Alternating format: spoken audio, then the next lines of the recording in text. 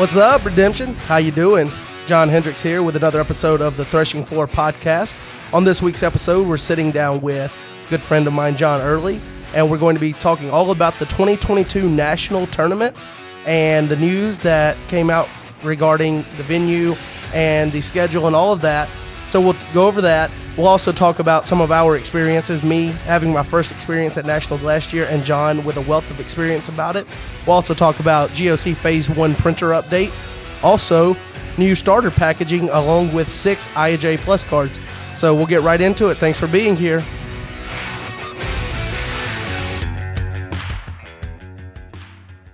Thank you so much for joining on another episode of The Threshing Floor. John Hendricks here, and this week's episode guest is John Earley. How you doing, John? I'm doing fantastic, John. Thanks for having me on again. And now that you've been on, we kind of skipped through the background here. That's good because I'm pretty boring. Nobody wants to hear about me. Yeah, they'd much rather hear about your podcast co-host. Jay Chambers, absolutely. We can talk about him all night. So this week's episode, obviously, if you've been keeping up with the world of Redemption, last week's episode, I was talking to Chris as we went through the news items and just talked about how much news is coming out right now to where like the news cycles it's really busy right now. And then this week we had information about nationals for this tournament season come out. It's going to be in Iowa. We're going to talk about that. We're going to talk all about that. We're going to talk about the promos. We're going to talk about the side events that have been mentioned. We're also going to talk about a big update that actually came out this morning. Rob Anderson, the owner of Cactus Game Design, gave an update about, cards from the printer. It wasn't just GoC Phase 1, but it was mostly about that. But then also something that turned into us taking a bunch of random stabs at a card and probably looking like as clueless as we could because we didn't pick up on any hints for this card. I had a really good time with that. Chris and I we were both sitting there and we were texting each other back and forth the whole time that you guys were trying to guess, and we were having a good time watching you guys flail around a little bit. I'm pretty ashamed that I was involved and it took that long. So I'm sorry I let everyone down. Well, in fairness, it wasn't art related, so I mean. Yeah, but I mean, you could have taken a couple of guesses. Like it wasn't that long ago that you guys talked about these 3 cards that, didn't quite fit into GoC, and we could have at least thrown those 3 card titles out. But anyway, so we've got I and J plus cards. There's 6 additional cards that are going to come out with new packaging for the I and J starter deck. So we'll get into all of that. And if we have a little bit of time, we might talk about the new podcast project that John and Jay are spearheading there with Thoughts from Portland. So I guess we'll just get right into it and start talking about some overview of nationals for people that maybe don't have much experience with that or haven't been to a nationals. Last year was actually my first nationals, so I don't have a wealth of knowledge about what to expect or whatnot. I did have a blast last year. But what would you say, John, how would you describe an overall experience of what nationals is like for someone that maybe hasn't gone to one? Sure. For someone that hasn't gone to one, it's a little different. If you just ask me what nationals experience is like overall in general, I would tell you it's like a big family reunion. Most of us that attend have attended a few nationals, and we all know each other. We're all excited to see each other. Most of us only see each other once a year at this tournament. Some of us, run into each other at regionals and states and things like that. And then obviously your own play group members, those guys. But at nationals, it really truly is like a big family reunion. I'm not really qualified, I guess, to talk about the first time perspective, because frankly, my first nationals was in 2003. And that was almost 10 years ago. I don't really remember it very well. I was 13. It was a family vacation that we took in part so that I could go to nationals, and in part because nationals that year was in Pittsburgh, and I was actually born in Pennsylvania. That's where, I spent the first few years of my life, where my parents were from. And so it was kind of an opportunity for them to take a family vacation and show us, where we lived at and stuff like that, and things around town, and just kind of catch up with their friends that they had left behind when we moved and stuff like that. So it was interesting for me for sure at my first one. But even as a quote unquote newcomer, if this is your first nationals that you'll go to, you will get a family level experience. We are a very open, welcoming community. I mean, honestly, John, you should talk a little bit about your experience last year, because you had been around and it was your first nationals, but you've been in the game for a couple of years, and enough people kind of knew who you were, or you were friends with maybe the right people, to where I feel like, it was the first time you and I had met, and we hung out quite a bit that weekend. And, I feel like we did a pretty good job of welcoming you to the scene. So maybe you should talk for a little bit about, first experience and what you can expect if it's your first one. Going to nationals, I had a really good idea of what to expect from talking. You said knowing the right people or being friends with the right people. Having Jay and Jeremy, who have been to several nationals, in my ear, talking to Chris about nationals, they gave me enough of what to expect. And then when you get there and you're going through it, it's kind of like a blur, to be honest, because you show up and so you've got your deck list for type one. You're ready to rock and roll. That's how I was. That's what I was focused on. I knew I was going to play teams, but I was like, okay, I'll build that deck the night before or whatever. And Don't ever build your deck the night before a category. I there you go. promise you, it doesn't work. There's my advice for everybody. You had to listen to about 6 minutes of podcast to get to my only advice I have for you tonight. Do not build your deck the night before a category. It never works. Exactly. I will say also, knowing what I was playing in Type 1, and I ended up running the combo deck because that's what the meta turned into. It was either you were running that or you were running the counter. And I ended up running that. But knowing what I was going to run for Type 1, I thought when I showed up that was going to make me prepared for everything that was going to happen. But it seemed like when I got there, the weekend kind of flew faster than like I was experiencing it a little bit, because you're meeting new people constantly and talking to people that maybe you knew who they were from their Discord presence or on the boards. So you know who they are in essence, but you don't know them. You're not meeting them face to face before that. So a lot of it was kind of just I don't know how to explain it really. It's a lot to take in the first time, and You should tell the story of how we met face to face for the first time at nationals last year. that is a very good story. Okay. All right. So me and Jeremy drove to Texas. So from Alabama to Texas, it was like 12 hours. Jeremy's like, "Yeah, I'll drive part of the way, you drive part of the way." Okay. Let me tell you about this, not to brag about our road trip skills or anything, but I drove the entire distance there and we made one stop. We had to fill up halfway there and we stopped for a bathroom break at the same time. One stop, 12 hours, we get there. What ended up happening was we were one of about three people there with a vehicle. So we used our vehicle to go and offer some rides from airports and things like that for people flying in.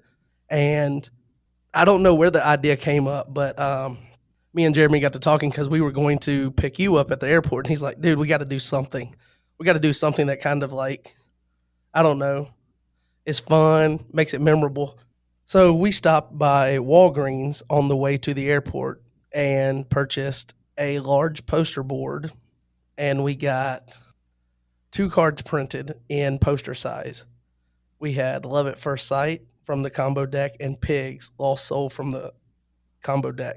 So we stopped by Walgreens, we got that. We bought the supplies and we made this poster board, and we wrote Top Cut Savvy, which is a callback to the podcast that you had with Josiah, and we put those posters on there, and it was our welcoming sign for at the airport. So we got it at the airport.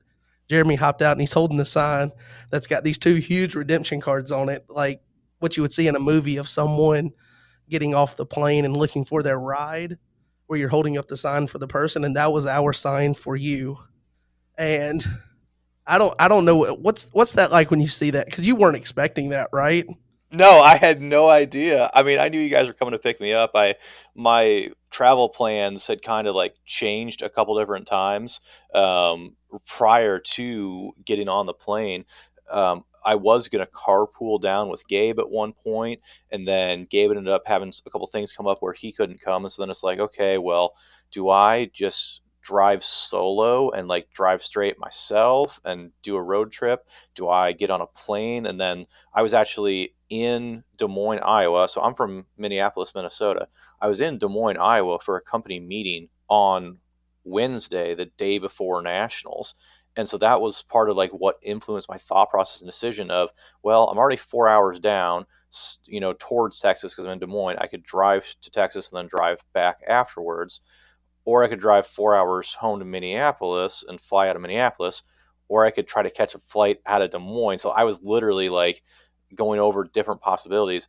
And my wife had gotten COVID like a week and a half, 2 weeks before nationals, to the point that then I had to quarantine. And so my quarantine, like we looked at it, and like there was like a very close chance, like the days almost lined up in such a way that I wouldn't have made it to nationals. Like I was technically released from quarantine like the day before nationals, and so that like completely scuttled half my travel plans too. So like my travel plans changed 3 or 4 times like that week as nationals happened. I ended up deciding to drive back from my company meeting in Des Moines to Minneapolis and fly out, and and it was a late flight that I caught. So this was like 11:30 midnight that I'm getting into the airport. And so I had texted Roy that, hey Roy, travel plans changed. Here's when I'll be in. Can you have somebody pick me up?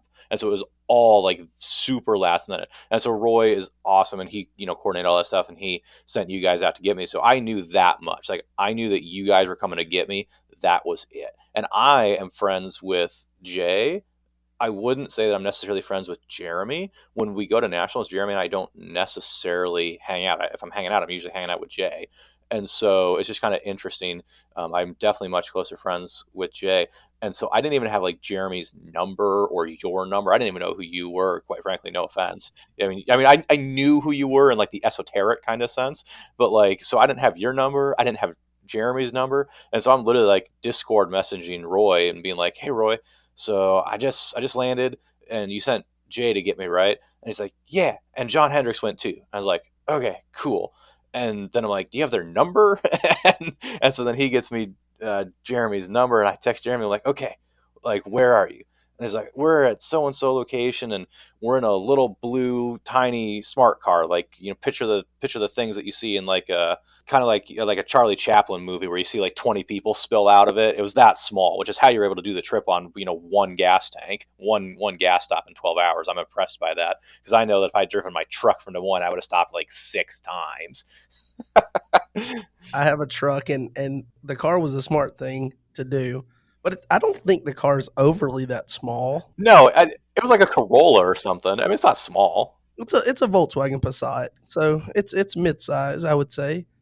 Yeah, it was fine. And yeah, so then, get all the connections made and whatnot. And then I walk out and Jeremy's just standing there with the poster board. I was like, okay, that's pretty cool.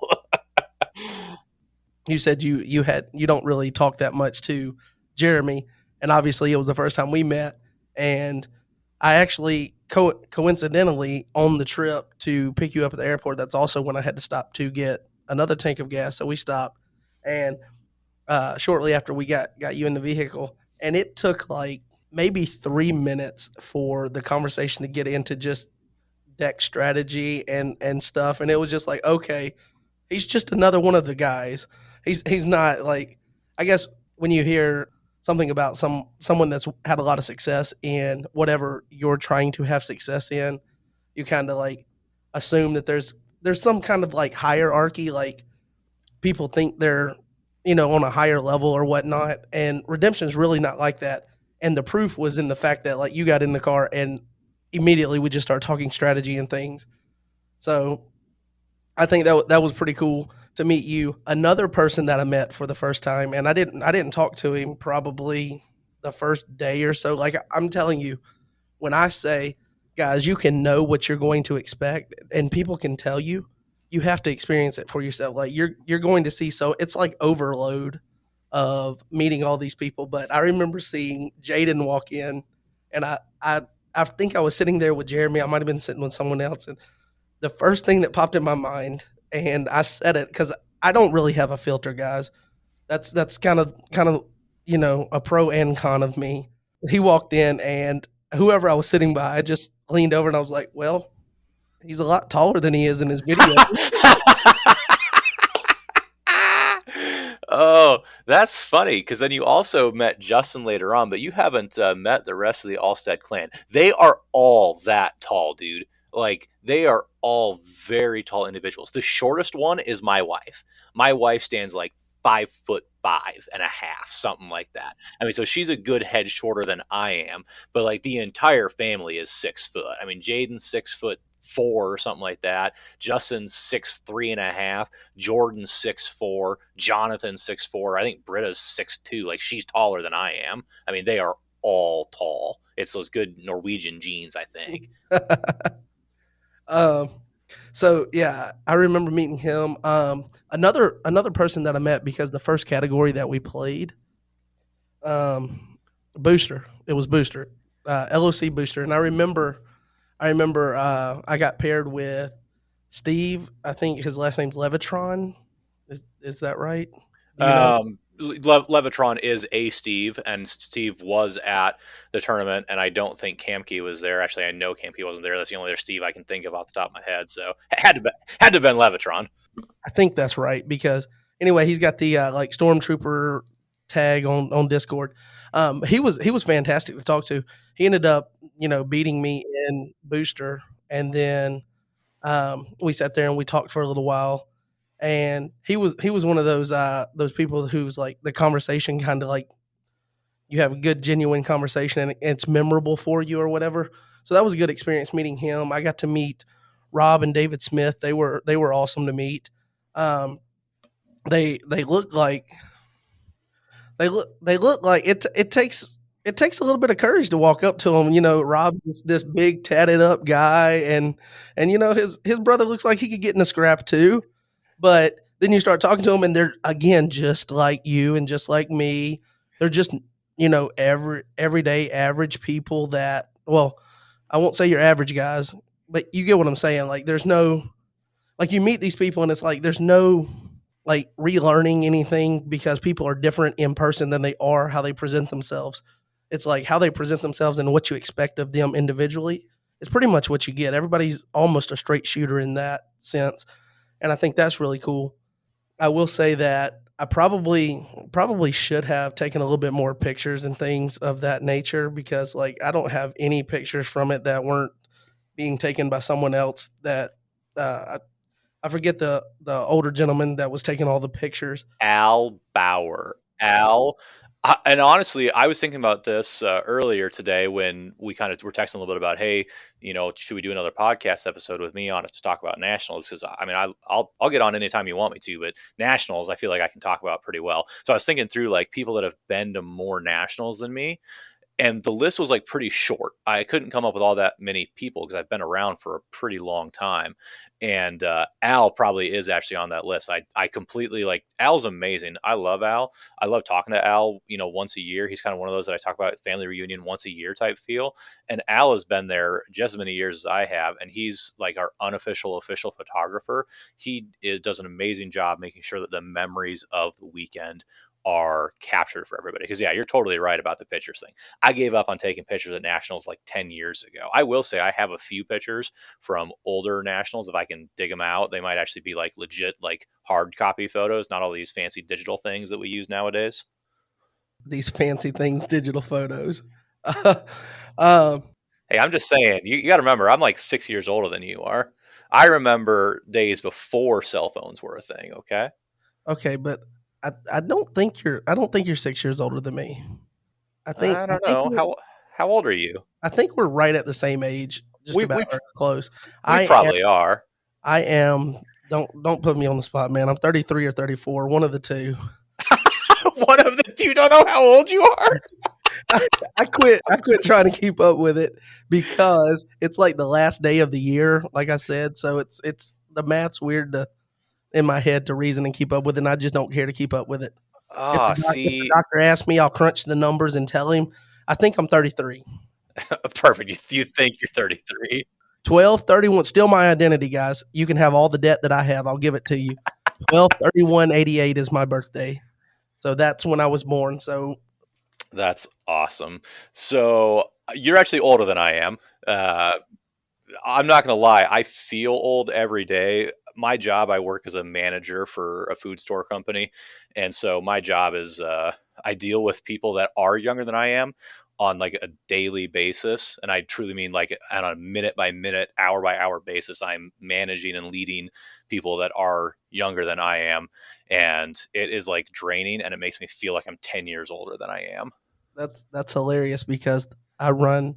I've mentioned it on here before that I run a warehouse, a distribution facility where we store and ship out satellite equipment. And everyone that works here under me is most of my guys are like 19, 20, and I have this one older guy who's like 52 or 53, and he acts a lot older than he is because he will tell you the same story 7 times and act like he never told you the first time, and you're just sitting there like, "Hurry up and finish. I've already heard this." But the other guy, like, I feel like I always feel like this. I'm in the middle between those 2 ends of the spectrum, and I desperately want to hang out with the younger ones more than him because I don't want to acknowledge that, I'm getting older. So, I feel like having younger guys that work around me, and not that I'm keeping up with the trends or anything, but I feel like that keeps me a little bit more in tune with the youthfulness of who I used to be. Well, that's good. I'm glad you have that because my experience is the opposite. My young coworkers make me feel old. I'm not on like the TikTok or anything like that. Heck, even Discord. The only reason I'm on Discord is because of Redemption, and I wasn't like a big like proponent of it like right away off the bat. But yeah, I'm not like hip, and my employees do not make me feel young. They make me feel old. But that's okay. That don't really matter. I would just like to say you mentioned being on the TikTok. I would like to put this disclaimer out there that I am not on TikTok. I will never be on TikTok. There's certain parts of people's individual and personal lives that no one else needs to see, and it's pretty much everything they put on TikTok. Ha! That's So, true. um, so I guess how many you mentioned that you 2003, I think you said was your first nationals. hmm So since then, have you been to all of them? How many total have you been to? So, if we're counting Texas and not Iowa, because that hasn't happened yet, even though I'm going to be there, unless something happens, basically. But so Texas last year would have been my 16th overall nationals and my 15th in a row. So I went in 2003. That was in Pittsburgh, Pennsylvania. I went to that one. 2004 was in New Orleans, and I did not go to that one. 2005 was in Burnsville, Minnesota, the largest nationals we've ever had. And you would think, being from Minnesota, that I would have made that one. But the weekend of nationals, I was actually in Philmont, New Mexico on a Boy Scout hiking trip through Philmont Reservation, doing an 80-mile trek in a week. Doing 80 miles across the gorgeous New Mexico desert. So I missed the nationals in my own home state. There's actually a really funny story with that. My mom knew how important Redemption was to me and like how big of a deal it was. My mom drove up to Burnsville from Rochester and played sealed deck so that I could have the promos, because at that time Authority of Christ was like one of the newer promos, and it was a ridiculously good card for the time. And so my mom, love her to death, drove up to Burnsville to play sealed to get me promos in 2005. So then 2006 was in New York, and I don't remember why I didn't make 2006, but I didn't make 2006. And then 2007 was in Kansas City, and I made that one, and I haven't missed one since. Nice. The story about your mom kind of just reminds me how much my mom makes fun of me for playing. But anyway, uh, so you would say you mentioned that Al was one of the ones that have been to more nationals than you. Do you hmm you know of any competitive players that are active now that have been to more nationals than you? So, I didn't like go out and take a survey to see, who all has been to which one. So I don't know exactly how accurate my count is. I'm fairly certain that Rob has been to more than I have, even though he's missed a couple of the recent ones. Um, Gabe and I are close, but I think that Gabe missed a couple in recent years because of COVID and other things. So I think I'm ahead of Gabe. Chris Bainey has been to far more than I have, but I wouldn't necessarily describe him as a competitive player anymore. He does MC work for us, and he's contributed a ton to the game. But he's taken more of a backseat role, and usually only comes to nationals. For the last few years, we got him to play a couple of years ago, but so he's been to more than I have. Ron Sias has definitely been to more than I have. Ron has the longest active streak of nationals in a row. I think that mine is second behind him. Actually, Bainey's is second behind him. But if you count players, I think mine's second behind Ron for active streak in a row. And Ron, I don't know that I would describe Ron as a overly competitive player, but I think Ron really enjoys playing and enjoys competing. And Ron is a very good player that you have to watch out for. He will beat you if you let him. So, just don't let him. Yeah, I will say I got the pleasure to play Ron in Type One last year, and I ended up beating him. And I guess he was playing some version of the combo deck. Thankfully, I didn't see enough of his deck for it to matter. So that was good. But after I think it was maybe Friday evening, we went out to eat. Him and his wife, me and Jeremy, and we went out to some barbecue place in Texas. And so we got to hang out with them and get to know them. And he was another one of those people that I got to meet and hang out with. And I didn't know him at all prior to. And he was a fantastic person to meet and hang out with, him and his wife. So I had a lot of fun doing that, going to dinner with them. That was pretty cool. Um, Ron is a really cool guy. I'm going to share a story about Ron because you said that you went out to dinner with him, and it triggered a memory for me. So the previous year in Maryland, um, Chris Bainey, myself, Ron. I'm trying to think who else was there. I think it was Justin and Jaden. I think that was the group. I don't remember exactly who all was there, but the gist of the story is Ron, Chris, Justin, Jaden, and I. I think that was the group. I think it was five of us. We go out to dinner, and this is like in the height of the pandemic, and so like we had to find a place that was serving food, seating people, doing that kind of thing. Had to find one, mask restrictions, all that other stuff. And so we find a place, and I don't remember what restaurant it was. I think it might have been an Applebee's, and they had an outdoor like tent seating area set up so that people could be social distance and have masks off and all that kind of stuff. And so anytime you have outdoor seating at a restaurant that, isn't, intentional, like a patio and stuff like that, my the grocery store that I work for has a restaurant attached to it, so I know a little bit about the restaurant industry. I know how incredibly hard it is to run an operation like that, and so you don't see your server as often in that situation.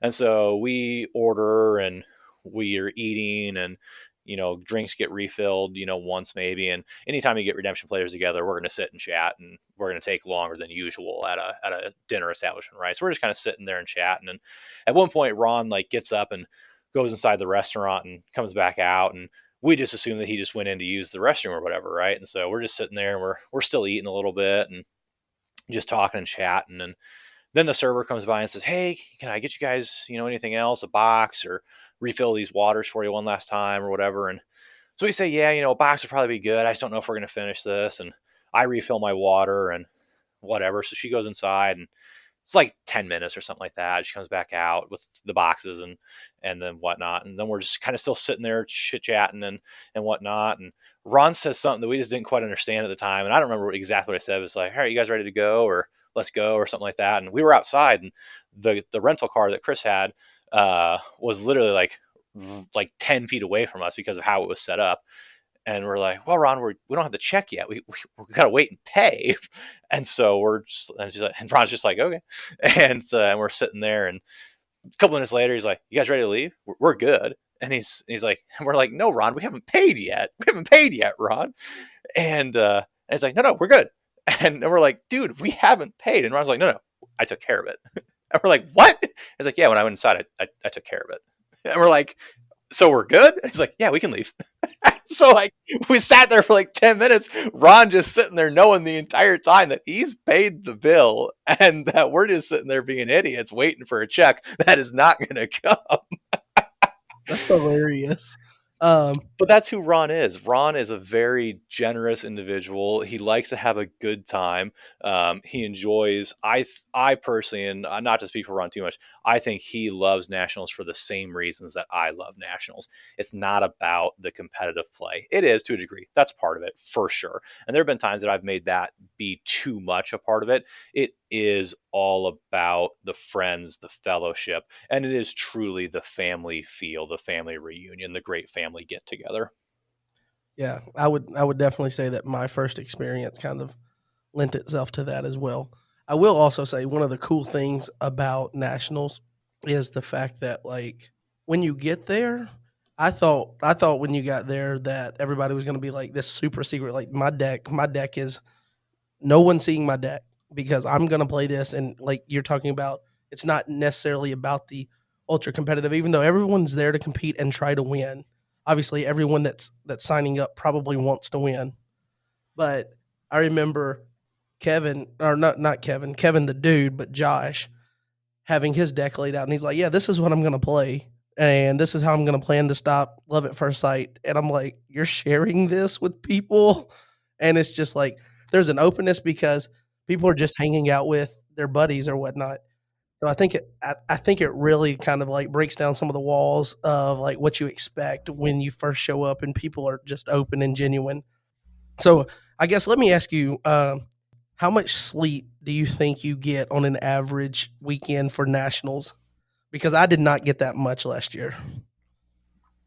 Um, Honestly, if you'd asked me that question 10 years ago, I would have told you I get like next to none, like a couple hours a night, and I'm up all hours of the night hanging out with friends and playing board games and side events and all that kind of stuff. In recent years, I will say I've definitely gotten older, and I try to excuse myself gracefully from proceedings and things like that. And I try to go to bed at a pretty decent hour, honestly. So usually I'm in bed at nationals by 11 midnight. I try not to stay up past midnight if I can help it, because that gets me 6 7 hours of sleep before I have to deck check the next morning. And so I do try to get about 7 8 hours of sleep a night. So I get about 20 plus hours of sleep over the weekend. But I would say I am in the minority there. That is the abnormal side. Most people are more similar to you, that they are hanging out either in the main fellowship hall, playing games, talking strategy, that kind of stuff, or they're back in their rooms with their close deck building buddies and friends and stuff like that, and they're putting together, building their decks the night before a category, which again you should not do. Don't do it. Building decks the Lesson night before. learned, man. The lesson has been Lesson learned. learned. Don't do it. Doing that or just chatting and stuff like that. So I think the norm is more your experience, but truly, honestly, myself, I do get a good amount of sleep over the weekend. Yeah, I think that I will probably get more sleep this time, but like I said, I was one of 3 people that had a vehicle, and one of only 2 of those I think that was accessible that like didn't have a family and was willing not willing but willing and able to drive people even at ridiculous hours of the night. Um, so the night before teams, while we were working on our teams deck, they actually closed the main hall where we had been sitting there, and we were nowhere near done with our decks. So me, Jeremy, I know that one of them, there was 2 players from that were playing in teams from John's play group in the Northeast. Um, Mm-hmm. Patrick Chavaria, I think he got third this year. Him and I want to say his partner's name was Kevin, but I don't remember his last name. Kevin McElrath, maybe. Yes, I think that was Yeah. him. All right, so we decide we're going to go out and we're going to get some food and we're going to find some place where like there's some kind of table outside where we can sit, eat, and keep working on cards. That turned into us going to several different restaurants, all of them being closed, and getting back. Actually, we ended up finding one where the drive-through was open, but they didn't have any tables or anything.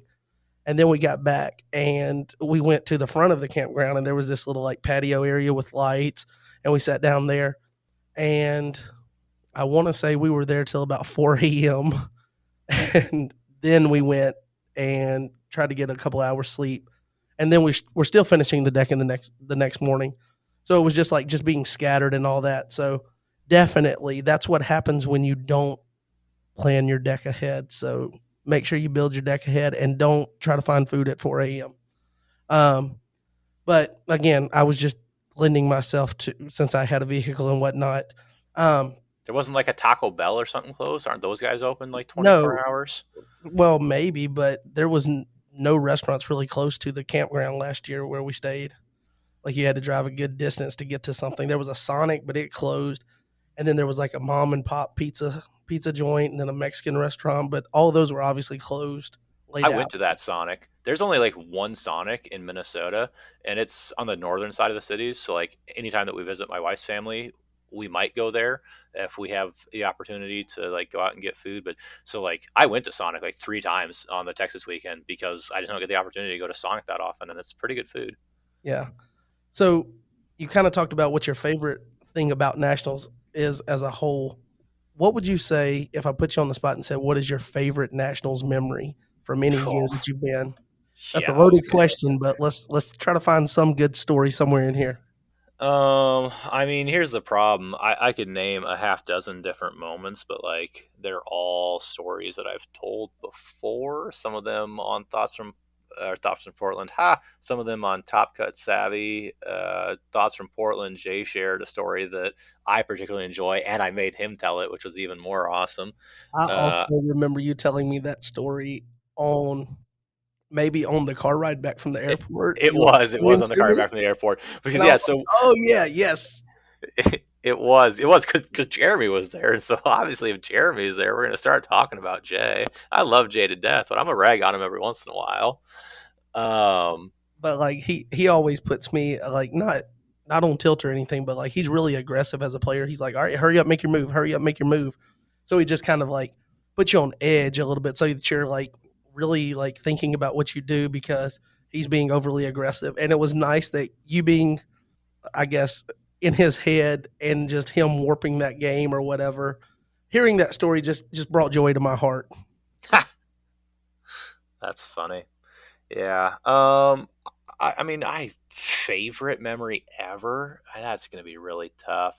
I will say, and I've talked about this before a little bit.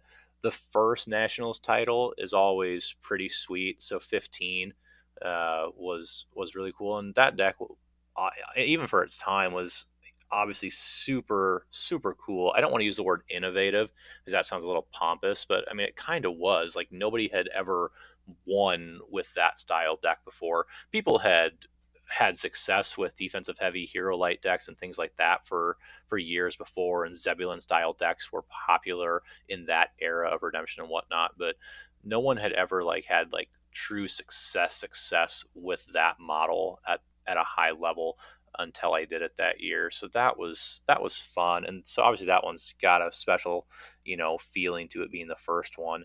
But my favorite Nationals winning deck was in 19 with the CWD deck, mostly because I mean I've mellowed out a lot in the past. I'm going to say 5 years, but 19 I was in a very like zen state of mind to where I didn't think my deck was the best deck there. I thought it was pretty good going in. I posted on the boards before nationals because I'd struggled with it at high level tournaments, and so I enjoyed playing with it. I thought it was good, and then to just like have everything lock into place and just like click and just like kind of cruise through that day, and then just the feeling of relief after the final game, like that one was pretty awesome, and that is my favorite deck just because, like I said, it in hindsight it is a really good deck, and I made the right tweaks with a lot of help from other players. I made the right tweaks to it to make it really good at nationals, but I didn't have like huge expectations going in 18 with hashtag mayhem. I had huge expectations going in. I thought my deck was the best deck, hands down, in that field. And I was in a very aggressive, competitive state of mind then. Like, I was not taking no for an answer that year. In 15, I thought my deck was the best deck, but I also knew that that style of deck is very mentally draining to play over 10 rounds. And I just didn't know if I could do it. Like, to the point that I almost didn't play. Like, I'm sitting there like waffling, like, do I even like bring the deck into the tournament hall and play, or do I just like judge today or something? Because I just didn't know if I could or wanted to sit through 10 rounds of just grueling, mind numbing, going close to time every round gameplay with that deck. So, I mean, it's just really tough to pick a favorite memory, because there's just been a lot of really good ones over the years. And most of them, outside of the titles, like most of the memories aren't necessarily related to the gameplay.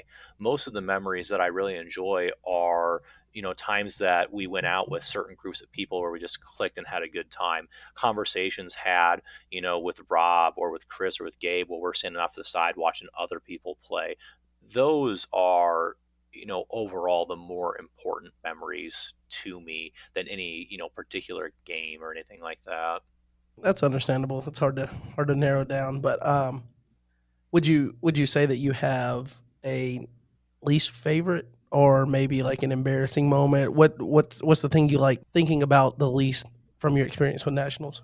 Sure. Yeah, I've got one of those, and I won't tell the story in all its detail because it's not my finest moment, frankly. In fact, it's one of the moments that made me realize what I need to do differently and how I need to be as a person and as a competitor, and frankly, how I need to represent the game in the position that I've been blessed with.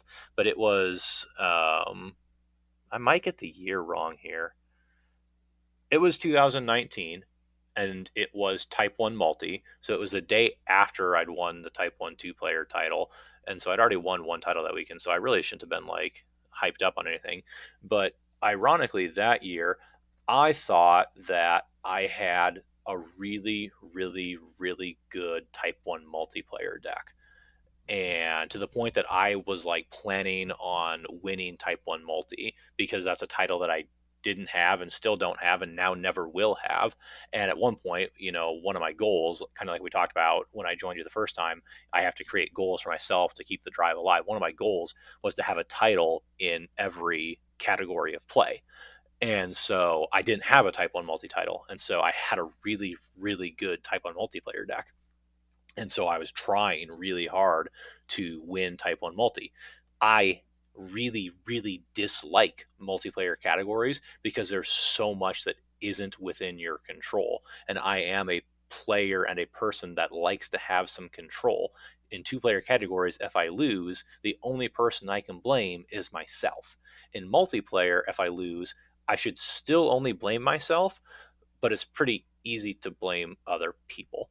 And so it's the first round of Type 1 multiplayer, and I'm at a table, and I don't remember exactly who all was at the table, but I know that it was one of the Wagenknecht brothers from Wisconsin, and Ron, and myself. And I don't remember the fourth player. I could pull it up and look it up pretty quick. But so anyway, so we're four players. And as most multiplayer games do, it came down to a pretty close game. I had two. The Wagenknecht brother had four. The other guy at the table had three or four, and Ron had like one or two.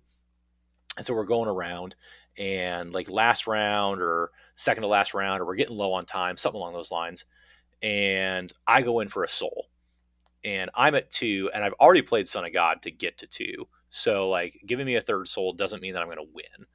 And I don't remember exactly what all happened, but basically, I feel like a player at the table violated multiplayer etiquette, and like Dom blocked me. Like Dom blocked me hard, like used multiple cards to stop me on a rescue where I wasn't going to win the game. And then the Wagenknecht brother won the game on the next turn because the other player didn't have tools available to stop him. And so I was like pissed. I mean, I was fuming mad. I was irate. And I like wander over to Gabe, and I used a few choice words and asked him why he let me play multiplayer. I mean, I was hot, like not in a good way. Like it wasn't a good look for me. It wasn't a good look for the game. And I apologized to the individual later and said, "Hey man, I'm so sorry," because I went off on him too, and it wasn't good. So that's my least favorite memory, because I didn't act in a way that I expect myself to, and the way that I think other people expect me to. And I just have to remember that I am someone that people know, and I am an elder of the game, and I do all the work that I do, and I'm blessed to be able to do that and volunteer in that capacity. But I have to hold myself to a different standard. And so that incident did cause me to like rethink how I am in a competitive sphere. Yeah. I I guess the benefit of that is knowing that you are aware enough afterwards, and at least you apologized, and now I guess you'll always have that memory of being aware of that, because I assume it's kind of like last year. I'm sure you recall that I had a not on that grand scale, but at our teams table the last game, we had a little thing where I didn't like the way that something played out or transpired, and I got a little hot, and I didn't realize that Roy had his phone over there live streaming, and I kind of acted like a butthead too about something that a ruling that, a player asking for dom initiative, even though they don't have a dom to play, just to send it around the board so their partner could play, even though they weren't going to play before the time ended and the final turn was done, which ended up not even impacting the final, who got what place in teams. But I remember that, and you and Chris kind of pulled me to the side and was like, "Hey, look, it's bigger than the one game. It's bigger than one experience or whatever." So I definitely get where you're coming from with that. And I think we've all had those moments because, generally speaking, as good as we try to be, we are all wired in that competitive way. I guess I'm generalizing. There are some individuals that I don't think are wired that way. I don't think you'd ever catch like Chris or Roy doing that, for instance. But most of us are wired that way, and most of us have had a moment like that. I'm not going to name names or speak for anybody, but I know that there are players out there that have had that moment, and I've seen players be different because they've had that moment. Yeah, like I had that moment, and then I started a podcast here uh, to try to help branch out and get the game growing. So we've gone through and we've talked about the experience of nationals and kind of what you've experienced in all of your history with that. My experience with it being the first one last year. So now I think we need to kind of bring it back in and go over some specific information, because we did start this talking about the fact that information for the 2022 national tournament had released. So we'll pull up the information here and we'll just start going over some of this. Obviously, it's going to be in Iowa. I assume that means that Gabe is the head host of nationals. Is that right? That's correct. Gabe is hosting nationals this year at his church in North Liberty, Iowa. Okay. So yeah, and the name of the church is Grace Community Church, and so it's located about 4 miles off of the interstate, and all of this information that we're going to go over, if you're looking for that, it's in Discord, it's on the boards, but the easiest place to probably access it is just going to Land of Redemption, and there's a map over to the right, and you can click on that, and it'll take you to the post with all of the information. So the dates are going to be July 28th through the 30th. So that's a Thursday, Friday, and Saturday. So some people will probably get in on Wednesday, but it ends on Saturday, and that way people can get back for church on Sunday. People that are in leadership with churches and whatnot, I assume is kind of the reason that model's in place. And then as far as overnight accommodations, if you want to, obviously you can get a hotel. There's some hotels nearby, but Gabe did mention that there is some floor space available for you to bring a sleeping bag and pillow, but they are sharing the church with camps that are using the church as well. So you have to clean that up. kind of make the space available for other people if you're staying at the church. Do you normally stay at the venue, or do you usually get a hotel? So, are you asking in Iowa or like in general? Well, I guess we could do it specifically to Iowa since we're gonna be there this year. Like I just Gotcha. just for people that I haven't been to Iowa, obviously, and for other people that haven't, kind of just to give a idea of what to expect. Yeah, so I mean, I'll talk about both. I'll answer both questions. I guess I stated it, so I'll ask both because I've been to Gabe's tournaments a number of times. He's hosted nationals before. He's hosted multiple regionals there, multiple Iowa State tournaments. So I've been to the venue numerous times, so I can speak intelligently on this matter. I guess we'll say. But in general, when I go to any high level tournament, nationals, regionals, etc., just depending on where it is, I have done both. I have done the hotel and I have done staying at the venue at the facility. In general, I would say as I have gotten older, I have leaned more and more towards going to the hotel. I just like to have my own private space, my own room, shower. Sometimes the shower facilities at the venues are not the most amazing options. So I lean more and more towards staying in a hotel. I will say that Grace Community Church is one of the pretty nice facilities that we have the opportunity to go to. It has very nice bathrooms with shower options there in the church that are, not just something we set up, out of plastic sheets and a water bottle. It's legitimate like showers with indoor plumbing, all that kind of stuff. So, and it's a huge space. I don't think unless we get like 400 people coming to this thing, I don't think that Gabe is going to run out of space for people to stay at the church. So obviously, don't quote me on that later if he does or if he has to turn people away. It's super generous of the church and him that they're able to offer that. And I don't want to put words in his mouth tonight, but But if we do find ourselves with 400 people, we'll be okay with that. We'll accept all the consequences of 400 people showing up. we will accept every consequence of that if that were to occur, but there is plenty of space at the church for people to stay. I will say for me personally, most times that I go to Iowa for tournaments, I actually stay with Gabe. I'm very close friends with Gabe. I actually, obviously, we're both on the leadership team. We spent a number of years as co leads on a couple of sets, so we've worked very closely there. I also lived in Iowa for a couple of years, relatively close to Gabe. And so I hung out with Gabe like every other week for a couple of years there. Gabe and I are very tight. And so most of the time when I go to Iowa, I stay with him because he's generous like that and lets me. This year, I believe I'm going to bring my family with me as my family has grown. I'm not going to subject Gabe to having to deal with my entire family, my wife and two kids, plus his wife and four kids in the house is a little much. So we will get a hotel. My wife and kids will at this year's nationals. And actually, frankly, I haven't fully planned out what I'm doing for nationals this year, but I think that I will take a week of vacation and go to Des Moines to Adventureland for a couple of days before we drive over to North Liberty for the tournament. That sounds like fun. Let me ask you this, since you mentioned that obviously you've been there a bunch of times at the venue and around the area for various tournaments. So I heard a rumor from someone that this place is smack dab in the middle of nowhere and there's only cornfields as far as the eye can see. Is there any truth to that?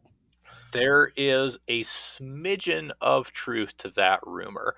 North Liberty is not completely surrounded by cornfields, but ironically the church like sits like kind of on the outskirts of town-ish, and there is literally a cornfield like right next to the church. But then if you get a little past the church, there's like a modern like roundabout and a really nice gas station, and then I think the high school's like a little further on. So it's not like completely surrounded by cornfields, but yeah, if you come to Iowa, I mean, you will see cornfields or pigs, one of the two. Like it's Iowa. That's what they're known for. You won't see pigs at this tournament unless you go, seek them out specifically or play some classic and run into a Lapis deck. But yes, classic with Lapis and pig stool. That's the only way you'll see pigs this weekend. But you will see some cornfields. I promise you that. And I guess I would suggest before you travel there, don't watch Children of the Corn. Don't watch that old movie because No, watch we'll watch Field of Dreams. Field of Dreams. That's what it's all about. have. um, So that's the overnight accommodations. I know that since I said his name, and I think I said it right, Steve Levitron mentioned that he looked up and he booked a hotel, and I think it was less than $100 a night for the dates of the tournament. So you could look that that was on Discord, I think in the general chat channel, I believe. But anyway, so you can look into hotels, and probably it's better to go ahead and book now than wait till closer to time. But plenty of space at the church, all that. And then as far as travel options, there's it looks like three airports that are around, like I say around, but that's You, that's a you, liberal term, around. you want to fly into Eastern Iowa. I'm just telling you guys, that's what you want to do. You can fly into Quad Cities or Des Moines. Des Moines is 2 hours away. It is a little bit of a drive. So you're going to either have to, rent a car or have somebody in the area that's going over there. I know a few players in Des Moines that are probably going to be heading that way, but you don't. I mean, I'm just telling you guys, just being honest with you, as someone that has done it before, I always drive to Iowa because it's close. But you want to fly into Eastern Iowa. I have flown out of Iowa to tournaments when I was living there, and Eastern Iowa Airport is a really nice airport. It might be a little more pricey to get there because it is a little on the smaller side than the other two airports. But you're gonna get your cost back from not having to rent a vehicle because picking people up. Well, Gabe said it will be available on a limited basis for quad cities. I mean, I'm just telling you guys, flying to Eastern Iowa. Yeah, people probably aren't going to take the time to make you a sign if they have to drive that far away for you. I was just that was a kid. I mean, probably no one's going to take time to make a sign anyway because I'm the only person that's doing that crazy stuff. Um, but Eastern Iowa is 20 minutes out, so that one you're pretty much they list on here they can get you a ride there, and then the other one is Quad Cities is on a limited basis. The Des Moines airport is okay. If you do this and do that, and just everything breaks the right way, you might be able to pick up a ride. So if you want to rely on a ride, the closer airport is the best option. And then I would strongly suggest, like last year, my experience with that, helping with that is it's 100% about communication and making sure that what you say is the exact time. So when your flight's landing and all of that, and just keep that updated. So I would it's communication, communication, communication. I think that's fair to say. I think that's completely fair to say. You're absolutely right. And then as far as meals are going to be provided. So lunch will be provided at the church on the days of the event for a reasonable cost. That's all it says, reasonable cost. So I can't tell you anything specific about that, but more specific information will be available on site. So when we get there, so you can plan to eat lunch or have lunch available for a reasonable price there. And then snacks and beverages will also be available for purchase on site. And there's some nearby places, and a map of those nearby places will be available. So it says lunch, it doesn't say anything about breakfast, and it doesn't say anything about dinner. I would assume that means that for dinner, most people are probably going out to dinner. Is that kind of what happens there? I'm going to put in a plug for Red's Ale House. It's in North Liberty. It's like 5 minutes from the church. It is excellent food, excellent libations if you're into those kinds of things, like I myself am. I believe the last time that there was nationals in 2017, that a group of us went out to Red's, including I think Jay and Tyler. But it is excellent food. Gabe and I, whenever I visit Gabe, we make a point to go there. It's literally right down the road from both the church and his house. So Red's Ale House, guys, that is the place to go for Yeah. dinner. Okay. As far as I don't know about breakfast, so maybe you want to pack some things to bring for breakfast to offset the fact that they're not going to be necessarily offering that at the facility. And it's also going to be you waking up if you're going somewhere.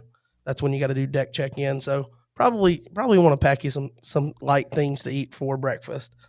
Um, then I guess the next thing to get into is the event schedule, which is more spaced out than it has been because we dropped multiplayer and we didn't replace those with any categories for real. So things are spaced out to the point to where like Type 1 has its own day, and I think that's pretty cool. All events on the official schedule is going to be rotation format. So no classic cards will be played in any official category. It looks like on Thursday, doors are going to open at 8 a.m. Play begins at 9 a.m. There is booster draft, and the hope and expectation is that Gospel of Christ product is available. And so it's kind of hard to give you cost right now because it's going to determine on availability of that product. So we'll find out more about it as the dates approach.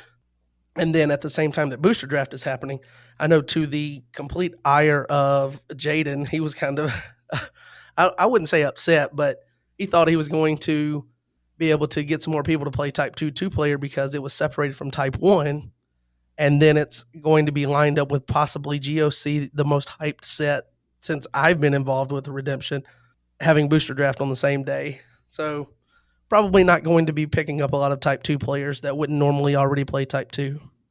Yeah, I would say that's probably pretty accurate. Booster draft is pretty popular, and any time that you have a new product, and like you kind of said, the hope is to use Gospel of Christ product, and specifically Gospel of Christ Phase 2 product if available. So Jaden might just have to play one game against Tyler for Type 2 two player this year. Oh, man. I wonder if Tyler can get back on top. So, and then it's listed on here, we will hold the award ceremony around 6 p.m. And I know it was kind of at Nationals last year. I want to say it was more like it wasn't a formal thing. It was just kind of like right after or after they got the results, and then a few moments later we announced the winners and things. But it seems like they're going to hold all of that until 6 o'clock and then announce that. Because if I recall last year, and you can correct me if I'm wrong, but it seemed like we got done before six, like well before 6 o'clock on some of these. It was like 3, 4 o'clock or so. Am Um, I misremembering that? No, you're not really misremembering that. I think the announcement that awards around six is to just give ourselves that cushion if we need it, depending on how many players and whatnot we have. The past couple of years, we have had just a little bit smaller turnouts for a huge variety of reasons, and so we have played less rounds and been able to get done quicker, which just allows more time for fellowshipping. So, 6 p.m. is what's listed on the website to give us that time if we need it, if we have the players, which I really hope that we do, and we have the rounds necessary to get us to that point. Otherwise, if we only have 40 players show up and we only play 5 rounds, then yeah, awards will probably be at 4. But we're gonna pray for the next 6 months here and keep on doing all the good work that you're doing with your podcast, the things that other people are doing with their grassroots building efforts. Roy, keep on working on the Royal Rangers. I think there's a lot of potential for a huge turnout, and we're just going to keep on working towards that goal. I know we'll have more than 40 players, but the question is, will we have more than 100 or more than 150? And if we do all the right things for the next 6 months, we very well could, and that would be awesome. And then the award ceremony might be at 7. That's perfectly fine. I'm okay with it at 9 o'clock. I was just the reason that I said that questioning it is I didn't know if maybe when Gabe hosts he does a more formal thing to where like you break and then you come back later. I didn't know if it was specifically at 6 for that reason. No, no, no, not really. Uh, you know, Gabe hosted in 17, and I've been to a number of Gabe's tournaments. He doesn't do anything extraordinarily different than other hosts do with nationals or with his other tournaments. He's just given himself some time. He's given himself flexibility on the announced schedule. Okay, that's fair. But again, that's just why I was asking the question or posing it as a question. Yeah. Um, and then Friday, doors open 8 a.m. So again, doors open 8 a.m. Play begins at 9 a.m. So I guess and check in at 8 a.m. So as soon as the doors open, you can start doing deck check.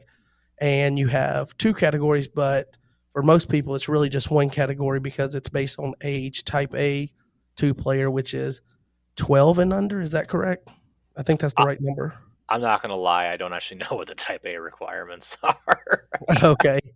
I think I've seen it 12 and under, or it could be 13 and under, but I'm not 100% sure. Yeah, it's something like that. Honestly, we've struggled to get enough people to play Type A in recent years and whatnot. But I think it's 12 and under with no prior wins or something like that. I don't know. I mean, honestly, the way that we kind of look at it is if your kid is obviously new to the game, younger, and isn't going to make it through Type 1-2 player without, not having a good time. Like that's the point of the categories, so that the kids can have a good, enjoyable time against people of their skill level. Yeah. And then the main category for most competitive players is going to be Type 1-2 player. And so this is just Swiss format, and it's right here, black and white Swiss format. There's no mention of top cut, so there's not going to be, I guess, that where you think, is it going to be top cut, and then you get told at the end we didn't have enough people, or whatever the reason is that we're switching it, and it's not top cut now. It's just Swiss, so it's just being set up as Swiss, and it's basically on its own day. If you take away Type A, which is just going to be that age restriction or age and experience restriction, so people that normally play Type 2 player are sealed, or whatever other categories, they're not having to miss this to play something else. So it should be pretty impactful as far as getting the most available players to actually be able to play Type 1-2 player. So how do you see that being impacted by having its own day and not having to kind of share the light with another category?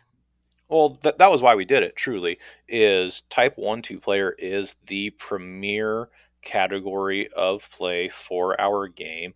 And so when we made the decision to go from classic to rotation, there was all sorts of conversation around it. We talked about this. I mean, we've been planning this for years now, and we've talked about it ad nauseum, going over pros and cons and how do we want to do it, and where's our cut point, and where's our future cut point if we have to rotate again in the future, and all sorts of other things like that.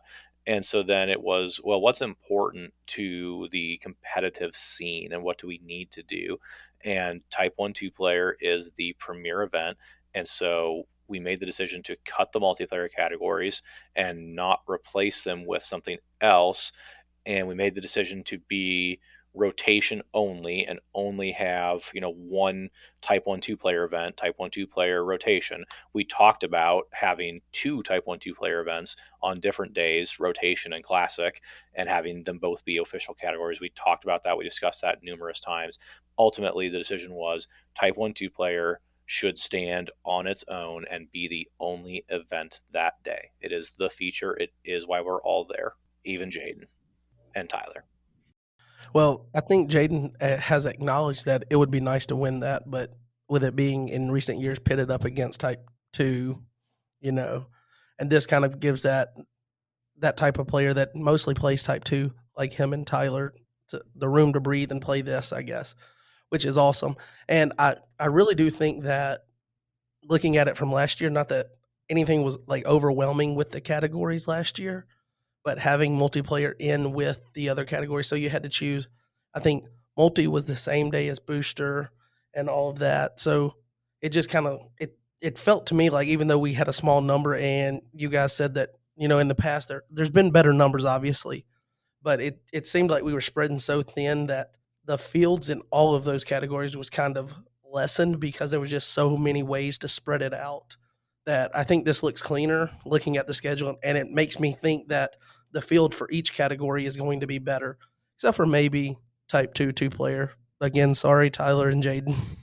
Yeah, but I look at it the opposite way, honestly. I mean, kind of, sort of. I mean, would I love to have 20 players in Type 2 player? Yeah, absolutely. That would be amazing. But if you think about it, if the only players in Type 2 player are Jaden and Tyler, well, those are two world class players going at it mano a mano. Frankly, we'd probably make them play 3 games. And then it isn't that like an amazing field right there when it's just two incredibly awesome players just going at it?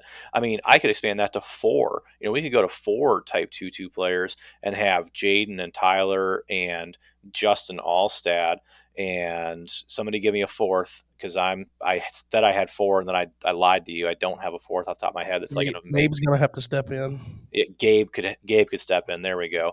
And if we had 4 players, but they were all that like top flight player, that's an awesome fun field. So it's not necessarily the size of the field either. Sometimes it's the quality of players in the field, and that's something that I've felt the past couple of years. Honestly, is and I think it's great that I have felt it. But when I play Type 1, even in 30 player fields, there is not a weak player in that field. You have to be locked in on point from the moment you say go. And that's awesome. In years past, quite frankly, no disrespect to anybody, you knew your first couple, 2, 3 rounds, unless you got a random fluke pairing, like in 2011 when Gabe and I got paired against each other in round one of that tournament. Unless you have one of those random fluke pairings, if you're a top notch, super competitive A tier player, your first couple rounds might be easy. You might run into some players that just aren't at that same level. That doesn't happen today. Today, you run into players that can beat you from like legitimately on your best day. They can beat you. You run into those players right away, and that's awesome. Yeah. Kind of like not that I would put myself in that category, but driving 12 hours to Texas and then getting paired with Jeremy again, just that was like I felt like I was gonna have it easier in the second round because I played Jeremy first, and then it's like the second round, and like you said, just the quality of everybody, and it's more so everyone like knows when to use their cards more efficiently now, and I think part of that, honestly, I don't want to overstep and say that it is definitely because of that, because some people probably would say that they don't watch the videos and stuff.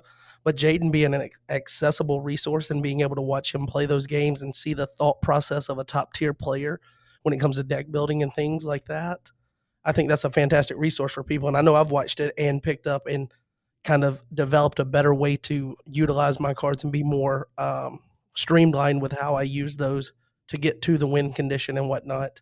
So I think part of that is why you have some of that increase in quality within the field too. But enough about that. Award ceremony 6 o'clock on that day as well, and then you get to Saturday the 30th. Doors and check in is at 8 a.m. Play begins at 9 a.m. You have sealed deck, and the product and cost will be determined closer to the event based on availability. And we'll kind of talk about starter decks in just a little bit, and the reason that it's going to be based on availability or whatnot. But then you have Type One teams, and award ceremony for this day will be kind of earmarked for 5 p.m., so an hour earlier. And I guess this is one of those where people try to, if there's any way to get done sooner, you get done sooner, because this is the day that people pack up and leave and go home and head, do their various travel plans back to their home state or whatever. Um, so you get sealed deck and you get Type One teams. So some people are going to have to make that decision or whatnot, but that's the schedule. So booster draft Type Two on Thursday, Type One, Type A on Friday, Saturday sealed deck, and Type One teams. And I would like to note and emphasize here, because it is an emphasis in red when you go and look at Gabe's post, that they are not set up to take credit cards.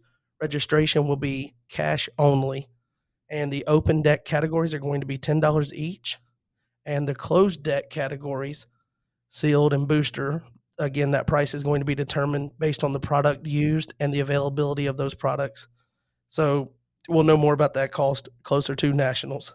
But if you don't know and if you haven't played those categories, you get to keep all of the cards that you get in the closed deck category. So you're paying for the product that you get, basically. So then that brings us to probably the coolest thing about nationals for me, or one of the coolest things, is the awesome cards that you get. So brings us to Nats promos. So we have Nats promos that were released, and we are actually, as a community, getting to vote on the third winner promo. So you have Treacherous Land, which is, I know, a card that you really like, John. Big fan of T Land. Yeah, especially when you get to double up, and then you just get to beat the crap out of me and Jeremy with it. Yeah, absolutely. I love that. And then you get King of Tyrus. And King of Tyrus, I'm just going to tell you right now, guys, I've got the comic books now. This guy he looks awesome on this card. When you go look at it, I think it's the one card that like really stands out that people's going to talk about. But this card looks fantastic I don't guess you necessarily needed another King of Tyrus, because the other one just came out in Prophecy of Christ. But when you can get one that looks this cool, why not do it, you know? and then we're going to be voting on the third one. And the third one's going to be a lost soul. I think the last couple of years, at least, you had a lost soul. Well, I know in 2019 you had darkness, lost soul. Last year you had lawless. I don't know if there was one the year before in 2020. Was that a question? Yeah, but I don't guess it really matters. Sorry, I spaced off there for a minute. I'm just staring at this King of Tyrus art. That's legitimately what I'm doing. You're just kind of talking, and I'm just like looking at this art because it is amazing. I mean, I don't remember exactly what the conversation was, but we were talking about the Angel of the Winds promo and how expensive that got when Chris went and sold some afterwards. And I was telling somebody that just wait, there's something even better coming. Like, because at that time we had like started working on some of this stuff, and I'm like, this King Tyrus art is gonna blow people away. I'm telling you, I mean, unless it's like third place and there's more of them floating around out there, that card is going to be $250 easily. So you had better bring your A game to nationals, and you better be ready to win because it is going to be rare. And you also got to remember we have less categories this year because we got rid of multiplayer categories. So there's less categories. So there's going to be less of these floating around. Like supply is going to be limited on these. I love the fact that, like, I think you and I are in the same vein when it comes to these promos. Obviously, you have more of them than I do because I'm chasing from behind because I just got into the game in 2019. Um, but like these promos, first of all, I think it's a fantastic step for the game's development to offer these as incentive for winning nationals versus just a participation. Because up until 2016, I think it was just a participation promo, right? You didn't get one explicitly for winning. 2016 was the first year that we did special promos for winning. Correct. Yeah, and the art on them has just gotten fantastic, and it's culminated in a really nice secondary collector's market for competitive players. So you're not collecting like error cards and things of that nature. But not to get sidetracked by all of that, I think it's a really cool thing for the game to have these high end chase cards. And King of Tyrus is definitely going to fit in that. Treacherous Land is going to as well. And then the card that we're going to get to vote on will as well. Um, No matter so which one it is, all five of these are pretty sweet looking. So no matter which one it is, it's going to be worth something. yes, and so I will tell you. Obviously, you can see these on Land of Redemption as well, or they are um, on the boards where you can actually cast your official vote for that. They are open to community vote. Everyone gets one vote, and I don't think there was a end date listed, so I don't know when they're going to actually close that. But obviously, they're going to close it well before national so that they can get these printed in the quantity that they need. I would assume, unless you guys already have them printed and you're just deciding on when to release those. But um, the souls that you can vote on is Awake, Escape, Exiles, Humble, and Prosperity. So I will say that I voted personally for Humble, and for a very vain reason is that I think the art on this is a more tolerable art character than the lady that's on the original one, and I think that was that Cloud of Witness that came out. That sounds right. Okay, Put me on the but spot here. well, you did help design the set, whatever set it was that it was in. I've But designed, I've designed a few sets. They kind of all blur together after a certain point. I'm not going to lie to you. It was Revelation of John that Humble came out in. oh, okay, but Humble's one of those souls that's really useful, especially for the fact that it's a modifier, so it doesn't get negated with the negate neutrals running around. But I think this art looks better, and that's why I voted for that personally. Which one did you vote for, John? So, and this is what I'm not like 100% sure on, but I have access to the poll results, and I don't know if everyone does or if I do because I'm a global moderator. But as of our recording for this, I am the lone vote for the Exiles Lost Soul. So I voted for Exiles because I think it is super amazing looking art. It's just like this weird like dude, and he's like got like a pipe or something in his mouth. He's like, I think he's like I don't know what he's doing. He's like metalworking or something there. It's like just a super cool piece of art. And I think it's the best piece of art out of the five choices.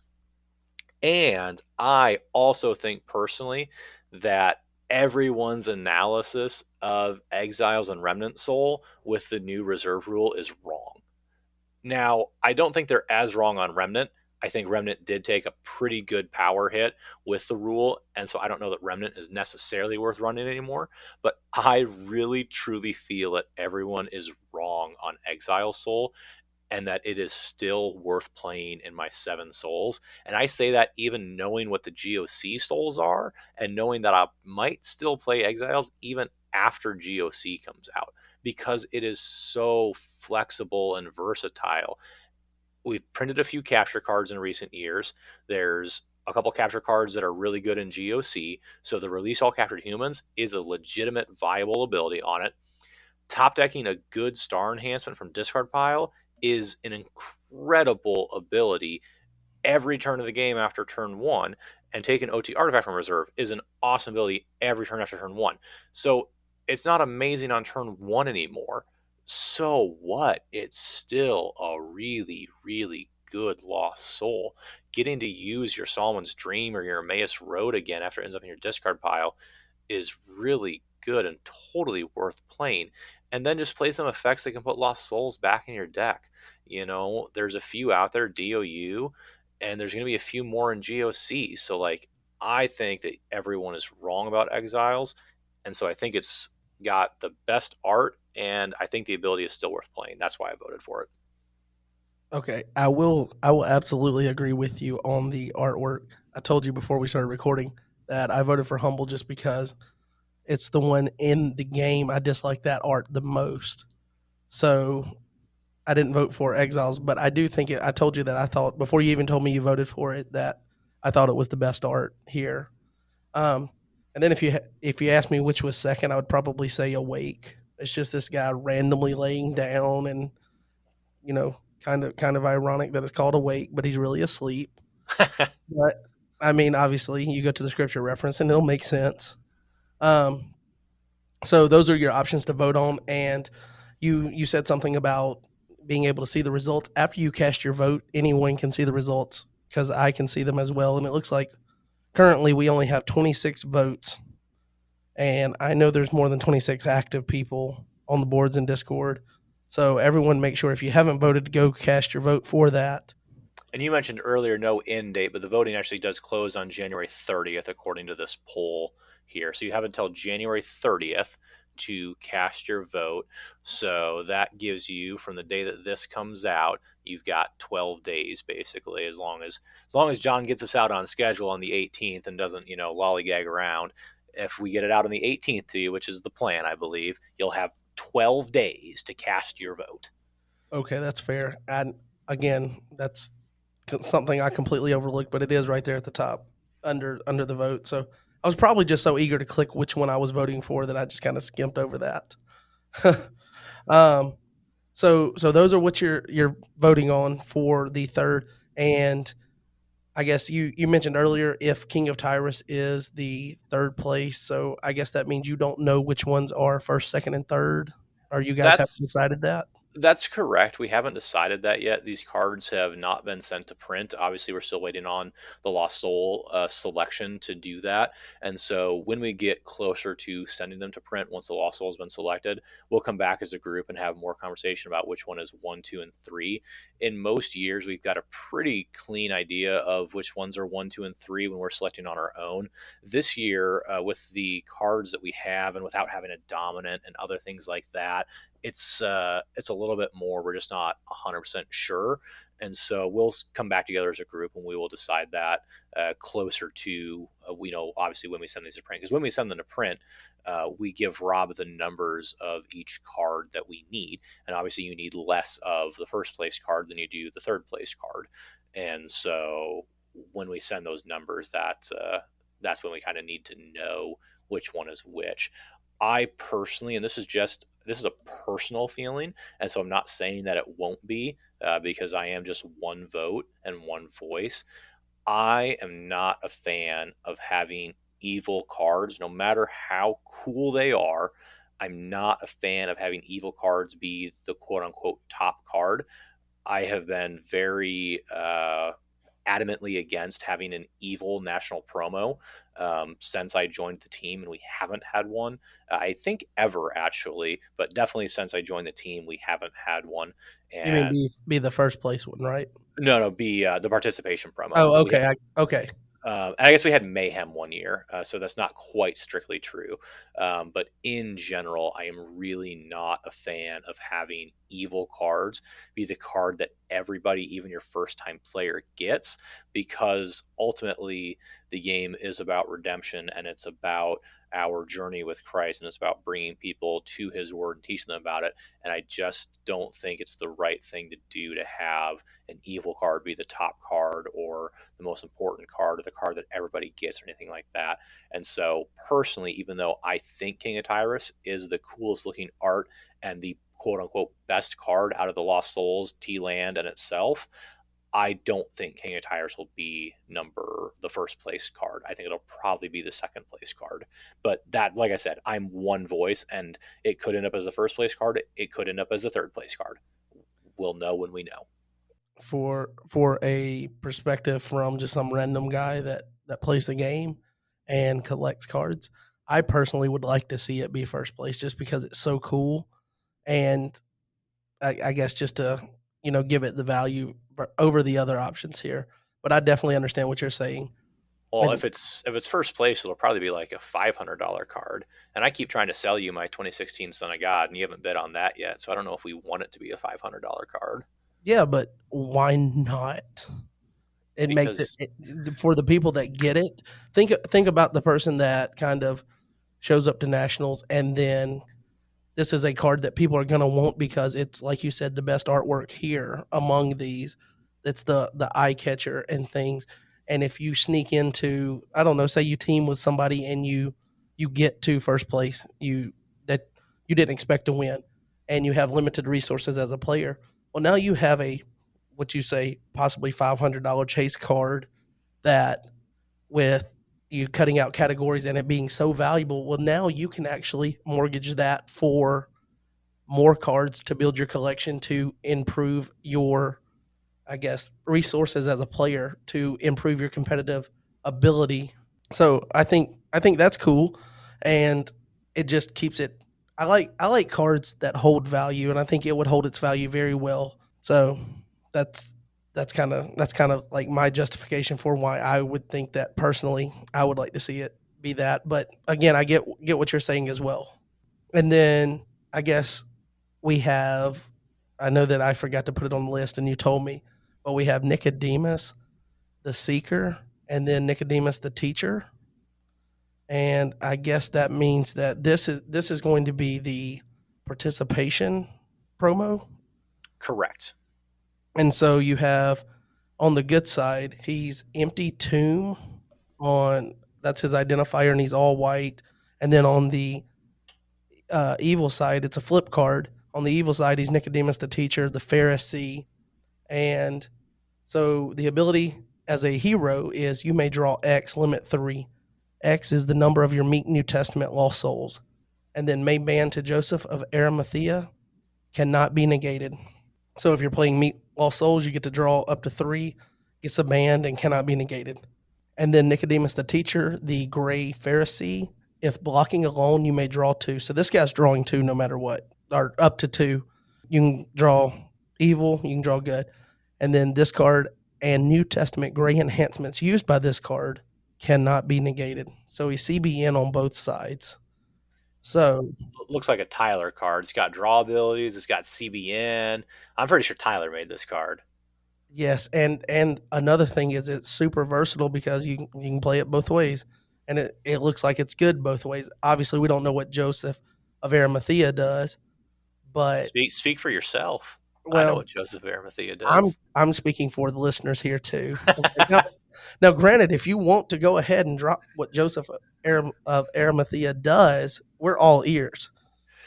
I would love to tell you what Joseph Arimathea does, but unfortunately, he is a Phase 2 card, and so I am not at liberty to reveal anything about Phase 2 cards to you at this moment. But I can tell you that Nicodemus is also still in testing. These cards haven't been sent to the printer yet, and so these abilities could very well change before we get to that point. Yes, absolutely. And I was going to get to that point. I wasn't just going to throw these out there, but yes, Gabe did put in his post that these are phase. This is a phase 2 card, and these abilities are still being tested. All right, so that brings us to probably another high end chase card. You had Angel of the Winds last year as the worker promo, and that card on the secondary market went for a ridiculous amount of money. And I think someone on this podcast actually was driving the cost up, but I'm not going to say who. I bet his name was John, but again, I'm not That's, going to say which that one. still doesn't narrow it down for anybody. Then both of us are on here. Or it could be your son that was driving the cost up. You never know. Could have been. And here's what I would say to that, because I will openly say that I bid very aggressively on those cards, and I did so for a very specific reason. And I was willing and ready to pay and win the bids if nobody wanted to outbid me. But I truly, firmly believe that these cards should and do have a high secondary resale value. And my intentions with the availability and the bidding were to make sure that the correct price was set for them. No disrespect to any secondhand or secondary retailer out there. I love both Derek and Ken, love their organizations. I buy cards from both of those guys. I wanted to make sure that based upon their availability and the fact that neither one of them actually had those available for the most part, I think Derek did have a couple available, but I wanted to make sure that we weren't picking, I'm going to say arbitrary, and I know that Derek would argue and say that he has a system, and I'm sure that he does, and I trust his system, and I don't doubt that. I just disagree with the numbers that I've seen on some of these cards in the past, and I wanted to make sure that we set that floor value with that bidding at what I think is true and fair for what these cards are and how hard these cards are to get. And I will say I won the voting. I won the bidding on a couple of these cards with some high bids, and I was glad to pay that price for them. Yeah, I also paid for some of these, and I paid a good bit more than I was initially um, going or going to bid for them. I'll say that. We were on vacation after nationals. I went on vacation with my family, so we were at the beach, and I told my wife about them. She's like, I guess, like where you can tell she's irritated, but she's like, okay, and she gives me this amount. And she's like, okay, well, this is don't spend over this. Okay, well, I was pretty much past that on like 30 minutes in because I was like, I want that one, I want that one, I want that one, I want that one. And then you kept bidding and she was gassing me up. She's like, okay, well, you got to win it now. You got to win it. You can't, if you want the card, you can't let him beat you. Can't let him beat you. So I gave Chris way too much money, but I did get a good bit of the cards that he had that I wanted to like it. I've said it before on here. I believe that my goal is to have from 2016 forward. I want all of the national promos, and you talking about that market and setting that value. That value means that if I do achieve that goal, that ultimate goal of having all those cards, they will be immensely more valuable if that market is set properly based on the availability of those cards. So I have no problem with that because in the long run, if I assemble that collection, then that collection as a whole is worth so much more because those cards held their value individually. So I definitely get where you're coming from. And I will say that it has not been very often since last nationals. Obviously, we're not a year past, but you don't see Angel of the Winds promo popping up for people trading or selling it very often. In fact, I think I saw two of them move hands. If that, it might have actually been just the one that Chris was doing, and I think there was talks about a second one, and I don't know if that transaction ever actually happened. So So I, I bought one from Chris, yeah, and, and then I turned around and I sold one. okay. So Just you're saying. So you're it moved hands twice. okay. Okay, that's fair.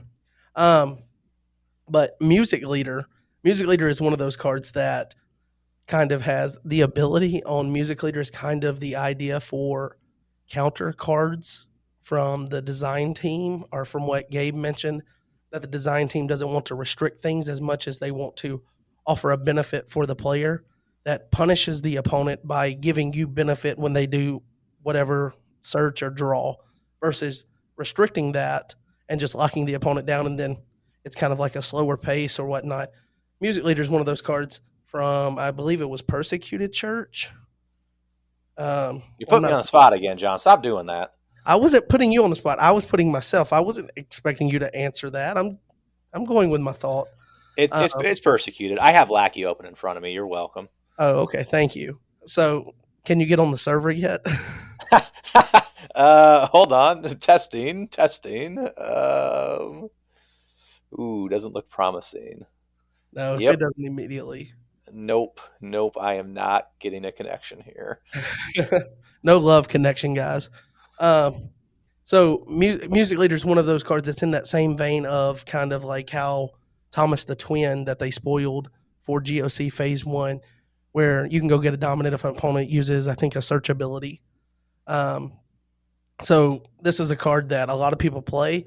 Obviously, it's very popular, but the artwork on this one's fantastic as well. And it's just whoever's selecting this artwork, because I know that Gabe runs point on it, but I know some of you guys have mentioned that you select artwork, or you guys share artwork and then you pick those for cards in the future or whatever.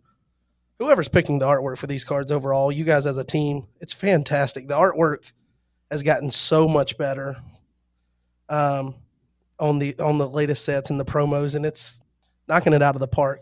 But Music Leader looks awesome. I would venture to say Music Leader is it's almost as useful as Angel of the Wind. So it's going to be immensely popular. People are going to want it. There was already a discussion about working and doing what you need to do to be able to get one of these cards and all of that. We're not going to get into that discussion, but Music Leader, I would assume, is going to hold that same kind of value. What do you think about the promo version of this? Do you like the way it turned out? Oh, I think it's phenomenal. I will say we all pitch in a little bit with artwork as we, come across things and find things, and we shoot things out to the group and say, "Hey, here's this piece of art." Obviously, with Redemption, we don't spend money on art. We don't have an art budget, so everything that we find and use is in the public domain. That's how we have to do things. And so, a lot of times, members of the group will send things out, and then we'll have to check for public domainness. That's something that Gabe takes the lead on, doing most of that. And so I will say all of the promo work is completely 100% Gabe. This year, for sure, most years it is. He kind of takes the lead on that project. He does a phenomenal job with the overall art direction of the game. And I do think that Music Leader looks incredible. And I think Music Leader is a super useful card. Here's the difference in my mind between Music Leader and Angel of the Winds. Angel of the Winds can go in any deck.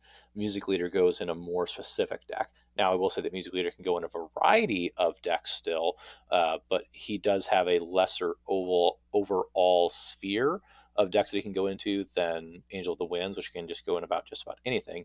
But I would also say that I think Music Leader is a better card than Angel of the Winds, even though it goes in fewer decks. It's also, frankly, my kind of card because I do like counter type abilities. Music Leader, I categorize personally when I look at cards how I categorize different cards.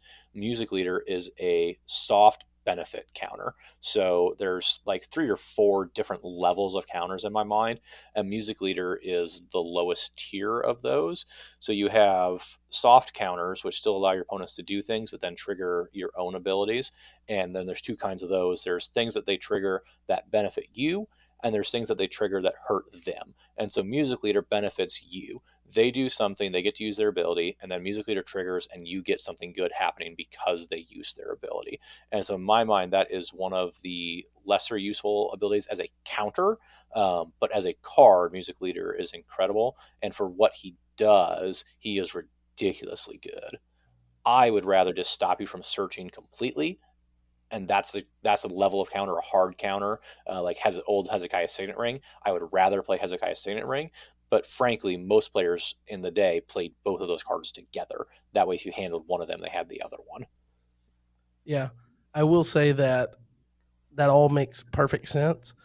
And I know that my buddy Brad, who has a deck that's built around Music Leader and David Heart After God, I know that he would have loved to get his hands on one of these. So um, I would say that people that play this card, this is going to be in high demand. But you mentioned how useful it is, and it's a soft counter, if you will, using your analogy. I think one of the cool things about it is the fact that it's not a draw alone or search. It's either one. If they do either one, then you Hmm. get to grab those two cards. And I don't know how many there are off the top of my head that are not punished, but offer the benefit for both either or.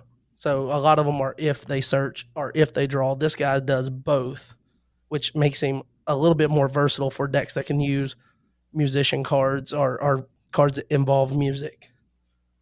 No, you're totally right. It answers both of the speed mechanisms available to players in one card. There aren't that many that do both. I think of things like Judean mediums, which isn't really a counter card, so to say, but it gets turned on if the opponent does either one of them. Um, Rafa of Gath isn't a counter card; it gets a bonus if your opponent has drawn or searched. Um, but yeah, I mean, there's very few like just straight up counters to both speed mechanisms. Sun worship is probably one.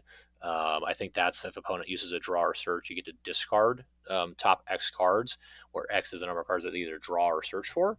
And so I think Sun worship is probably that's the soft punish counter.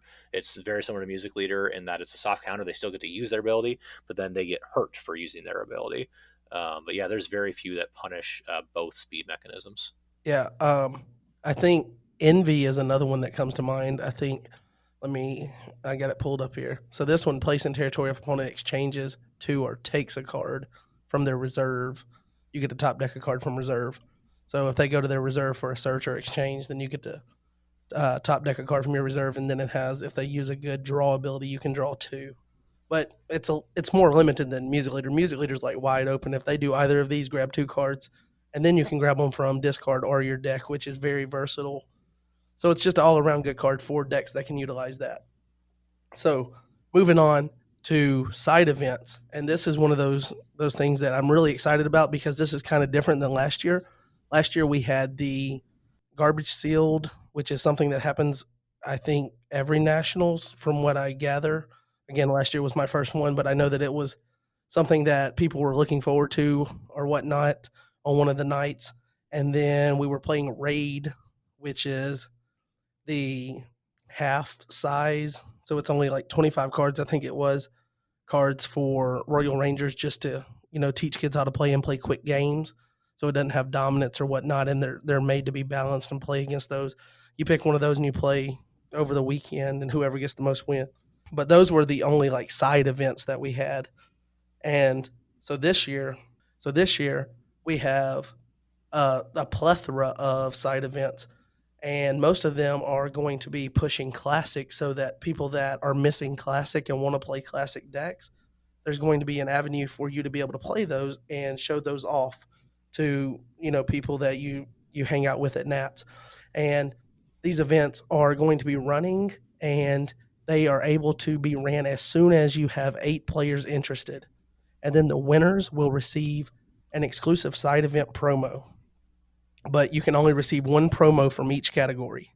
So I guess that means if you win Type 1 2 player and then you play Type 1 2 player and you win a second time, you're not getting a promo for that. You only get it for each category. So if you then win in one multiplayer, I guess you would get another one. So I guess it promotes you playing in one, and if you win it, moving on to the next to generate more interest in other categories across these.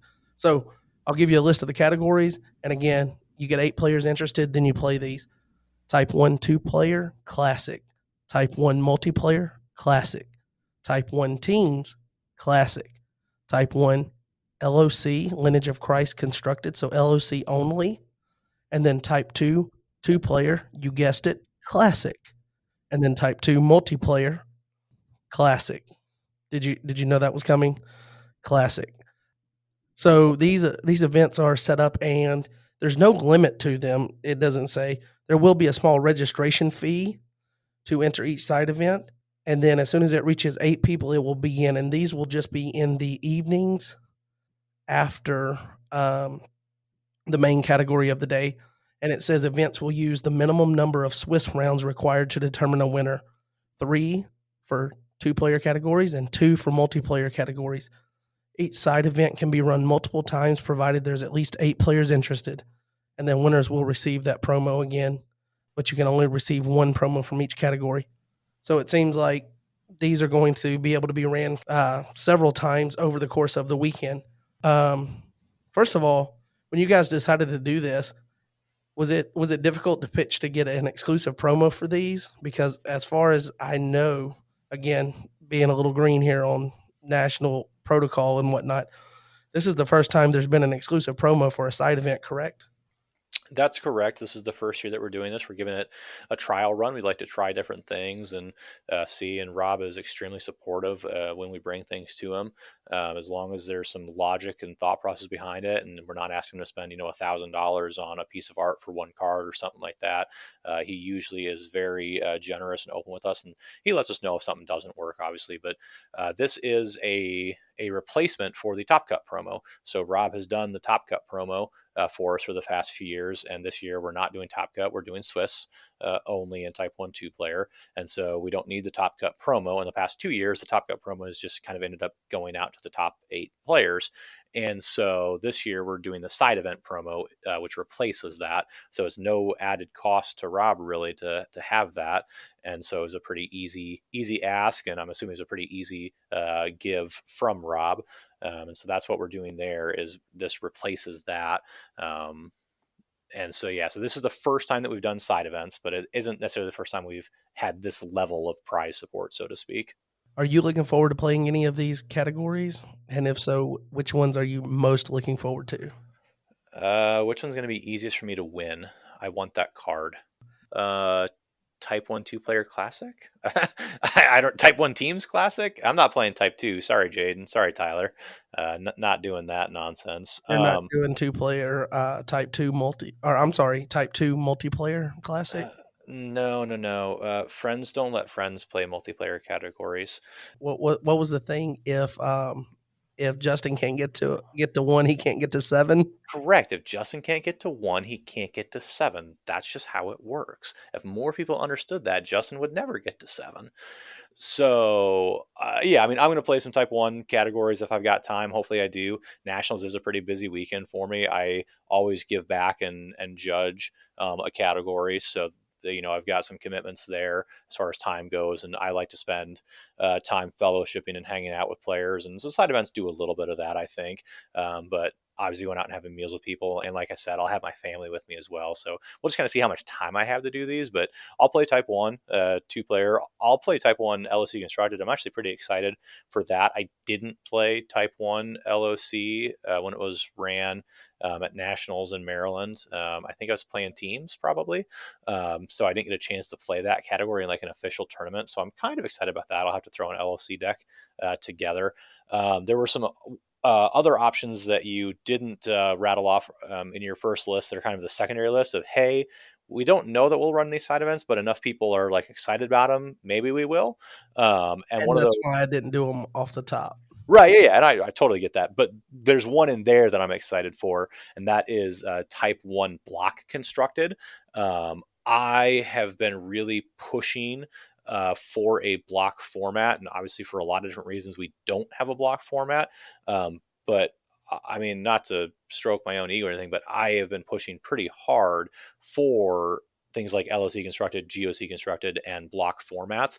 And so I hope that enough players are also excited about the block format that want to play Type 1 block constructed, so that I can play some of that. Have you tinkered with a block deck yet? I am not going to say whether or not I have the best deck in that format already built, but I do. Okay, so now you're lowering the interest for people. I can only win once, and then I can't get the promo anymore. So I'll win once, then I'll duck out. It's okay. So those categories, the reason that I didn't mention those was obviously we need to see what the interest level is, but I'll go ahead and rattle off the list of those. You've got type 1 Gospel of Christ constructed. So just like lineage of Christ, but this is Gospel of Christ. I'm guessing that's going to be with both phase 1 and phase 2 combined, since phase 2 is releasing at nationals, and then the type 1 block constructed.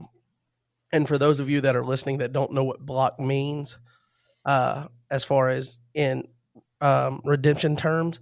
So there's a block set that we've currently been working on. When we had Gabe on, he kind of, laid the foundation of like what that vision was, and it started with the fall of man, and then the prophecies of Christ, showing the Old Testament scriptures pointing to the coming Savior in Jesus Christ, and then lineage of Christ, showing the people that was God used to craft his plan to lead to the culmination of that plan, which is our redemption, pun intended there for the game title, for Jesus coming and being our sacrifice to, you know, cover our sins and allow us to have relationship with God, even though we are sinful people. So that culminates in Gospel of Christ. So all four of those are the story of basically from the fall to the redemption story, if you will. And all four of those are what people talk about when they say block in redemption terms. So it's four sets. It makes a block.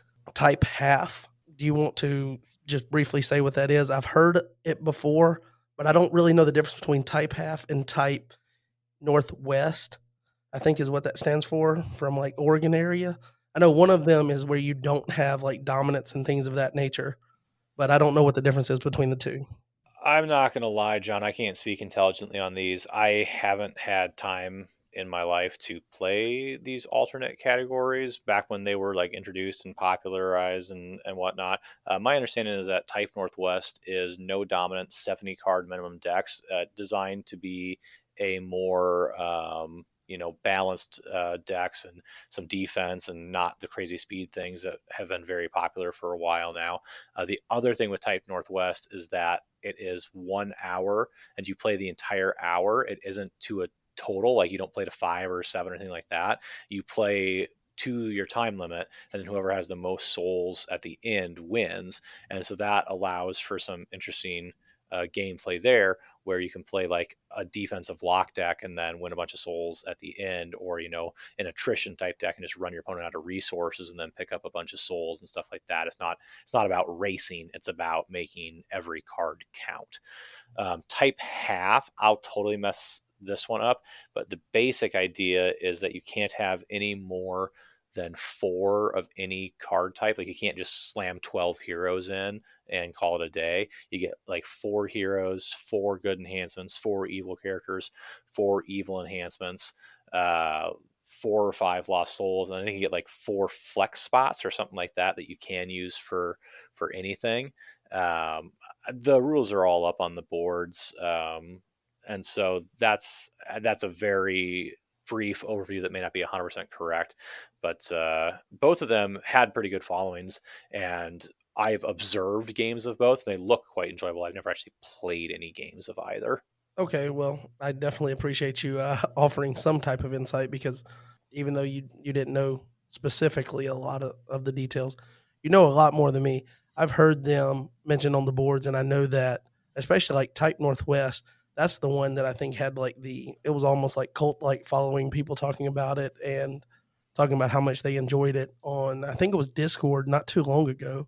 So that'll be interesting to try out possibly. Again, it's one of those categories that if there's enough interest, so it's not guaranteed that it's going to be. The next one is Cube Draft, and I'm going to go ahead and play my stupid or dumb card here and say that I know that other card games have quote unquote Cube Draft. I don't know what that is. Do you have any insight there? I have also not played the Cube Draft, but I know what Cube Draft is. So Travis Brown, who got out of the game about 6 months ago, maybe 3 months ago, Travis Brown built a cube, and what the cube is it's booster draft play, but Travis has the packs built. And so the packs are pre-selected sets of cards that you go around and draft. And so it is solvable, quote unquote, even though I don't think anybody actually knows what's in the cube besides Travis. Um, but the draft experience is less random than if you just open up some packs and things like that. There's no filler type cards. The cards are all high power level, and they have unique interactions, and cards that people don't like to see aren't in the cube and things like that. It's a much more controlled version of drafting, and then you obviously pick as many packs out of the cube as you need for players, and so it is still different every time. So that's what Cube Draft is, and Travis ran it at a few nationals before he retired, and he sold his collection, like I said earlier, this year. So I don't know who all has the cards. I can make some pretty educated guesses about it because I know who likes to buy collections when they go up for sale. But I bought the Noah's Ark art. Travis hosted nationals. He actually hosted it twice, but he hosted it in 2016 in Ohio when Noah's Ark came out as the national promo, and he actually commissioned that art from Doug Gray, and so he has the piece of art that Doug Gray made as a big canvas that then became the art on the redemption card, and he was selling that too, and I just couldn't let that go to anybody but myself. I guess I'll just be very possessive about it. I couldn't let it go to somebody else. More, I couldn't let it go to someone that like wasn't at the tournament and wouldn't like understand and appreciate what it means to Travis and to the game as a whole. So that art is hanging on my wall right behind me where we're recording, actually. And it has the signatures on a canvas behind the Noah's Ark art of various players that were at that tournament in Ohio. And it's just a super, super cool piece of redemption memorabilia. I actually stood up and I'm looking at it now. I mean, there's names on here that you guys, listeners, will recognize that we've talked about before. Jay, Justin Alstad, Gabe, and then there's other players on here that don't play anymore or I haven't seen in a long time that I see their names and it just brings back those memories of playing against them.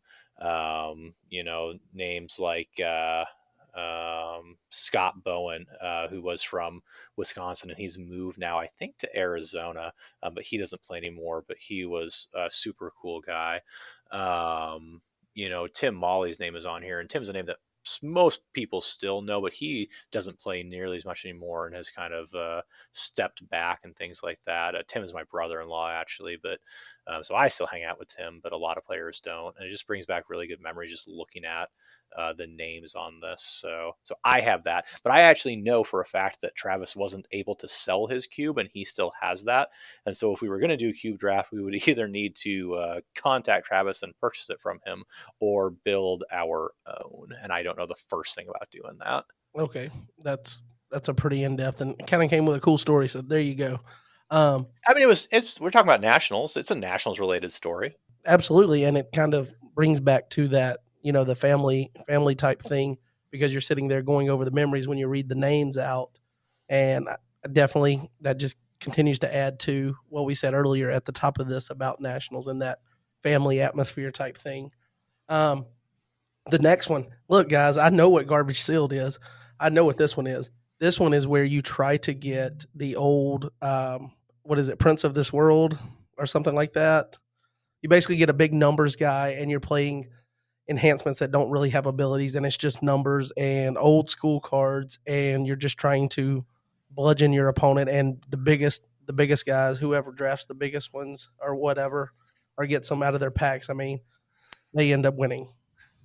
That is how garbage sealed works. It's blue and green packs, the cheapest packs out there, the originals and the profit packs, and not a lot of abilities on those cards, just a lot of numbers, and match the colors up and go to town. Yeah. So that's something that's very like that one. I assume that one's going to have enough interest because it's one that was played last year, and I apparently, think that one will fire at least one round for sure, if not a couple.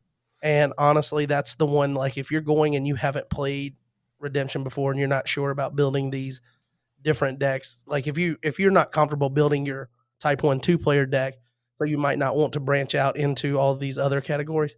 That's one that it's very low effort. You just grab cards and you're trying to find big numbers, and there you go. go to town. So the promo that you get, we've mentioned that a couple of times, is going to be up to another community vote. And I think this one is actually harder than the one with Lost Souls, because the Lost Souls, no matter which one wins that, I'm obviously okay. I'm okay with any of these, but all three of these promos are promos that like I want right now. And I know that Gabe mentioned that we will probably see these down the road sometime, or someone mentioned that that I asked on Discord. But these are cards that I want in my collection right now. All three of them. The Souls, eventually, obviously, I would like all of those, but take it or leave it right now. These, give me these and let me put them in my deck right now. You know what I mean? So this one, the vote, I'll go ahead and tell you the results of this vote. Running away with it is Foreign Wives. You've got Foreign Wives, you've got Jonah, you've got Storehouse. These are all fantastic looking cards. I think Foreign Wives being pitted up against this, there was really, I see no way that Foreign Wives doesn't win this, and it's not because it necessarily looks better than the others. Because I think Jonah looks really cool and Storehouse looks really cool as well. So it's not like you look at one of these and the art is just far and away better than the others. Although I kind of like the Jonah art better than the others, just because Jonah's a card that I like to play. But Foreign Wives, being that it was on 1020, it's 1026, so it's on that more narrow and slightly taller card. It's not the new card size that fits perfectly with everything else. It's kind of like the reason that Scattered, it was the top cut promo last year, and the reason that it's one of those that a lot of people want, obviously because it's a rare Nationals promo, but also it's the first time that Scattered's been put on that new card size. So Foreign Wives being put on that new card size is kind of, in my mind, the reason that it's running away with the vote. And right now it's got 61.5% of the vote. Out of 26 votes total, it's got 16. And then Jonah has 3 and Storehouse has 7. So looks like I'm not getting Jonah for a while here, fellas. Um, did you vote for Foreign Wives? I think I did. I don't have that open in front of me, and I don't remember for sure, but I'm pretty sure I did. I think the art on all these is pretty good. I will say I love the art on Storehouse, but I also love the original Storehouse art. It's one of those iconic Doug Gray pieces. It's got the cool little teaser in there. With the Tatooine suns on it and the moisture farmer apparatus there in the right. So it's kind of one of those classic pieces that I just really enjoy. I'm a huge fan of Doug Gray art. If you see Doug Gray art being used on new cards these days, Doug hasn't made art for redemption cards in a very long time. 2016, the Noah's Ark card, which was commissioned by Travis. But before that, had been like 5 or 6 years before since he'd made any other art.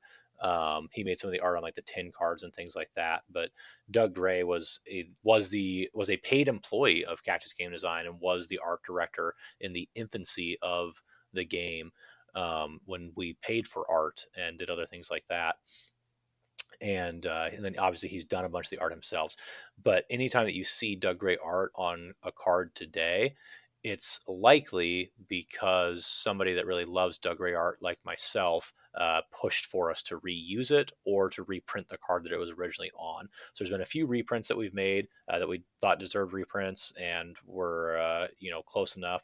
And then there's been a few times that we've reused Doug Gray pieces from other cards on new cards that we know that we're not going to reprint that older card that originally appeared on, because we do love Doug Gray art.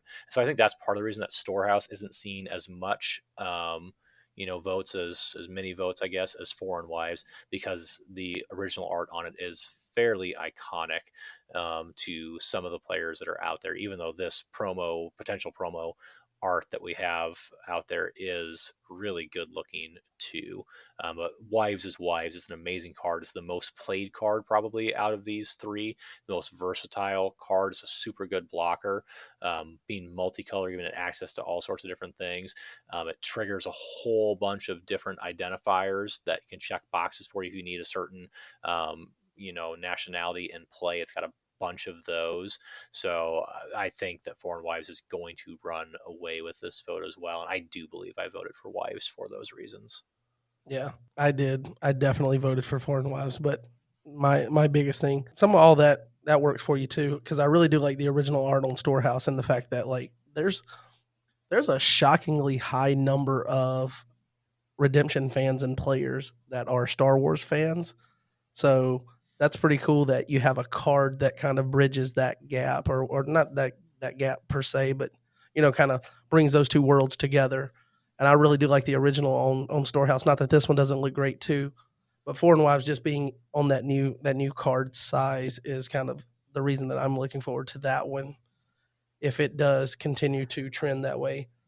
And I know that you kind of explained who Doug Gray was because you name dropped him a few times and you explained that.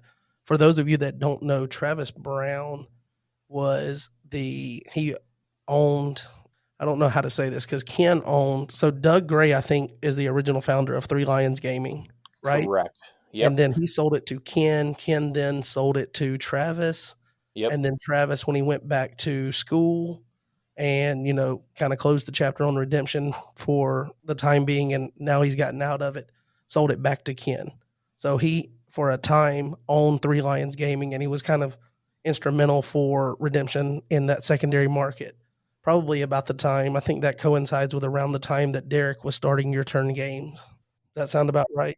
Yep, that all sounds right. You are spot on the transition of Three Lions Gaming. It was Doug Gray's secondary market company, retailer of redemption products and whatnot, and then he sold that to Ken. Ken sold to Travis. Travis sold back to Ken, who still has it and also runs the Good Ruby Christian Bookstore down in Arizona.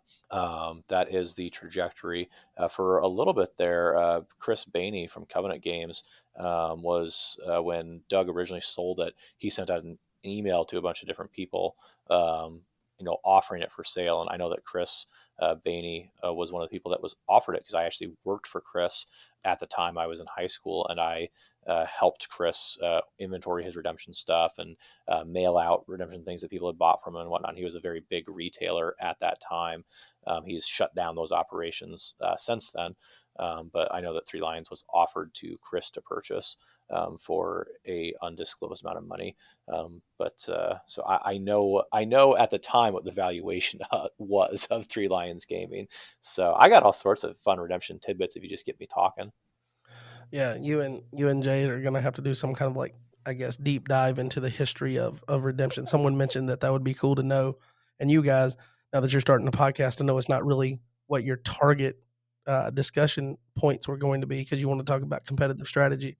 But if anyone knows the history of the game and can talk about it for hours and hours and just make a lot of content about it, it's you two. So we'll move over to the next big thing that we have here. And I know this episode's running long. It's just I I I'm sorry. There's just so much information going on. So when we got ready to start making the topics for this podcast episode this morning, Rob dropped this nugget on us that the printer, or he has updates from the printer for GoC Phase 1.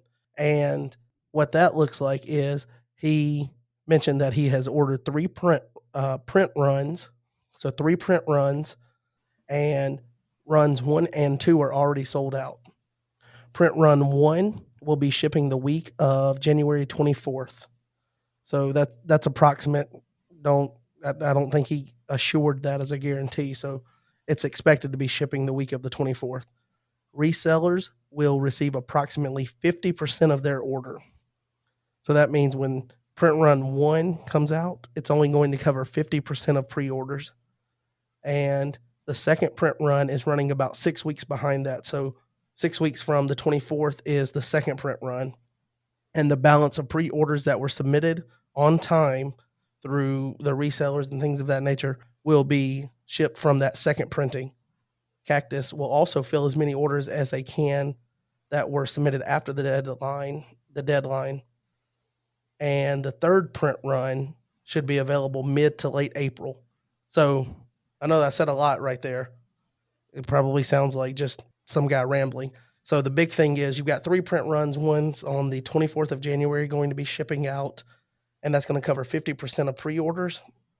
And then you've got print run 2, 6 weeks after that. And then the third one is going to be mid to late April. So we could be well into tournament season, into April and May before you start to see kind of accessibility for all of these cards for phase one and orders that have come in. He did say that orders that have come in since December 15th. So if you ordered after December 15th, you're not getting your cards until the third print run. So that's that um, mid to late April print run. So there's going to be staggered accessibility for these cards. So people that ordered their cards early, pre-ordered them early, are going to get theirs before everybody else. So there's going to be, I guess, some people are going to be playtesting with physical cards, and some people are probably going to be stuck running with proxies once the images come out and all of that for quite a while. I think this kind of happened with Lineage of Christ, John, but before that, I don't know because Prophecy of Christ had already released both phases when I got into the game. Is this and I know that normally they release at nationals, so I guess normally you avoid this altogether if it releases at nationals, but is it usually like this as far as supply when the new set comes out? There's a whole lot of factors that are in play here when it comes to supply, and honestly, we don't even have all the details and whatnot. We have what Rob gave us in the announcement, and we don't know a whole lot more than the players do, to be honest, on that one. There could be any number of things. Obviously, we know that the printer has been running behind for a while now. COVID, supply chains, all sorts of stuff that impact it. We were talking a little bit today as an elder team and whatnot. None of us want to speak for Rob without Rob's permission, but there was talk about, hey, maybe it was just the printer said you can only order this many cards, you can only order this many printings of it or whatever because of everything that's going on with their ability to produce cards, and so that's why he had to order it more piecemeal like this. I will say with LOC there were a couple of print runs, but they weren't quite as staggered as these GOC ones are from my memory. And Rob orders additional print runs of sets, not all the time, quote unquote, but I'm going to say all the time because it sounds cool. But Rob orders print runs of various sets on this print on demand model as he runs out of them. But I don't remember Lineage being quite like this. I would also correct you slightly on sets coming out at nationals. In recent years, say the past 5 or 6 or 7 or 8, we've actually intentionally released cards not at nationals. That way, they would be nationals legal. And you would have access to them before the major tournament season. For a very long period of time in the history of the game, new sets were always released at nationals. We got away from that I'd say about 8 years ago, with when cards were released. I want to say it was probably Cloud was the first set that I remember for sure, but I think Early Church and Persecuted Church also didn't release at nationals. But for sure, Cloud and ROJ did not release at nationals, and in fact, because we didn't release those at nationals, that was when we did alternate borders for nationals to give a hype reason to come to nationals to get the limited availability of those alternate borders. And now we just kind of do those fancified borders on most cards, rather than having quote unquote boring borders, what they used to be, just kind of static generic colors on the sides of the cards. Okay, well, I will definitely accept that correction because I don't speak as an authority on this.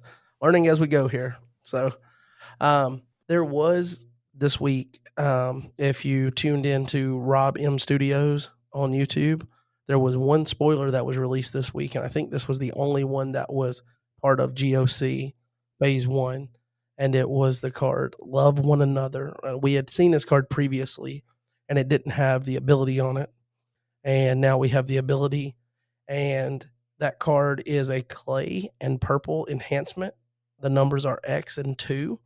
X identifier is going to be the number of your meat clay cards, which already you hear meat clay and you got to start thinking Church of Christ.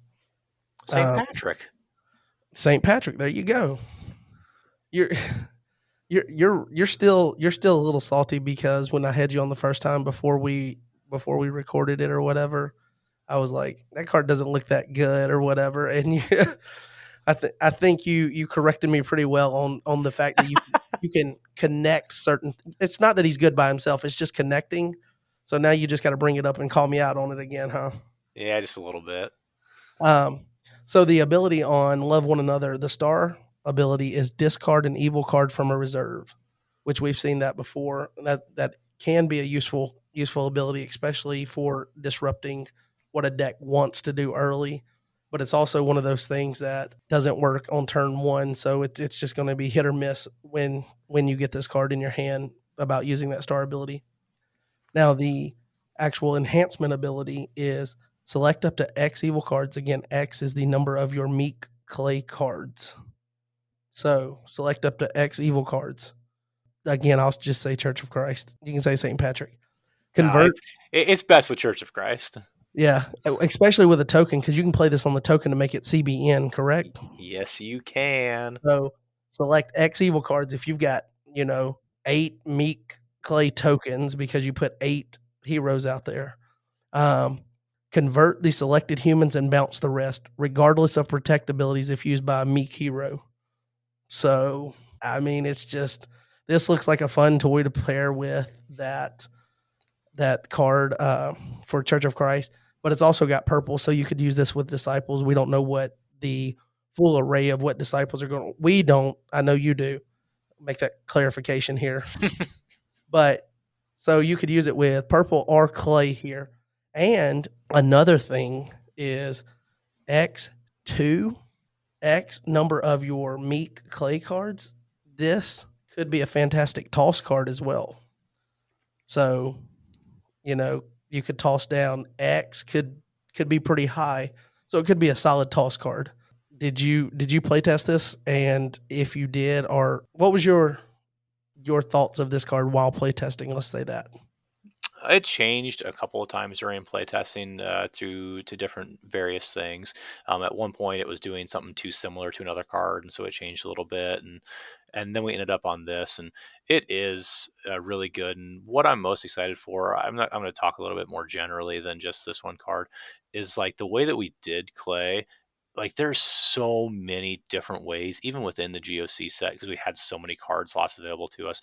There's so many different ways to build and play Clay, and I think that's awesome. Like we like to have well defined themes and opportunities for people to play. But then we also like having the ability to build decks and play decks of the same brigade differently and have different goals and ways to play the cards. And so Clay as a brigade coming out, getting a huge bump in GOC. It hasn't seen a ton of cards in a while. Clay is going to be a really, really fun brigade next year. You're totally spot on that Church of Christ is like going to be amazing with this card to get you a bunch of meek Clay, tokens sitting out there, and then the ability to play this on one of them for it to be regardless of protect and CBN. I mean, it's going to be really good. Yeah, I think I don't want to toot you guys horn too much because I know we talk about card design is in a really good spot, and like I mean you can't say it enough, but it really is. But the fact that you guys took the early church and persecuted church clay themes and with just a few cards to give them reserve access or interactions with the reserve, the Church of Christ giving them, some way to kind of tap into the meek stuff because they don't have meek flip cards because obviously that wasn't a thing when those came out. I think you guys did a really good job with that, and I'm excited about it. I'll be honest. When I got into the game, I started buying the latest stuff because that's where You obviously, mean you mean after you bought your Angel Wars packs? yes, after I bought those sight unseen, if we'll say that. I knew what I was getting into when I started buying Prophecies of Christ. Um, which Prophecy of Christ from Angel Wars to Prophecy of Christ. That's honestly that's why I'm still here. So, um, but I personally haven't bought any packs of Persecuted Church or Early Church. Just bought maybe a single here or there that I needed for some deck that I was doing. This actually makes me want to go and invest in those older sets, which is fantastic, and that's going to help boost the market for those sets with Rob to make more money to keep pushing funds into the game. So I personally think that the way that you guys designed this to make me want to go back and buy the older product that I don't have kind of gives them new life, and I think that's a really good thing that came out of the way you guys did that with the clay stuff.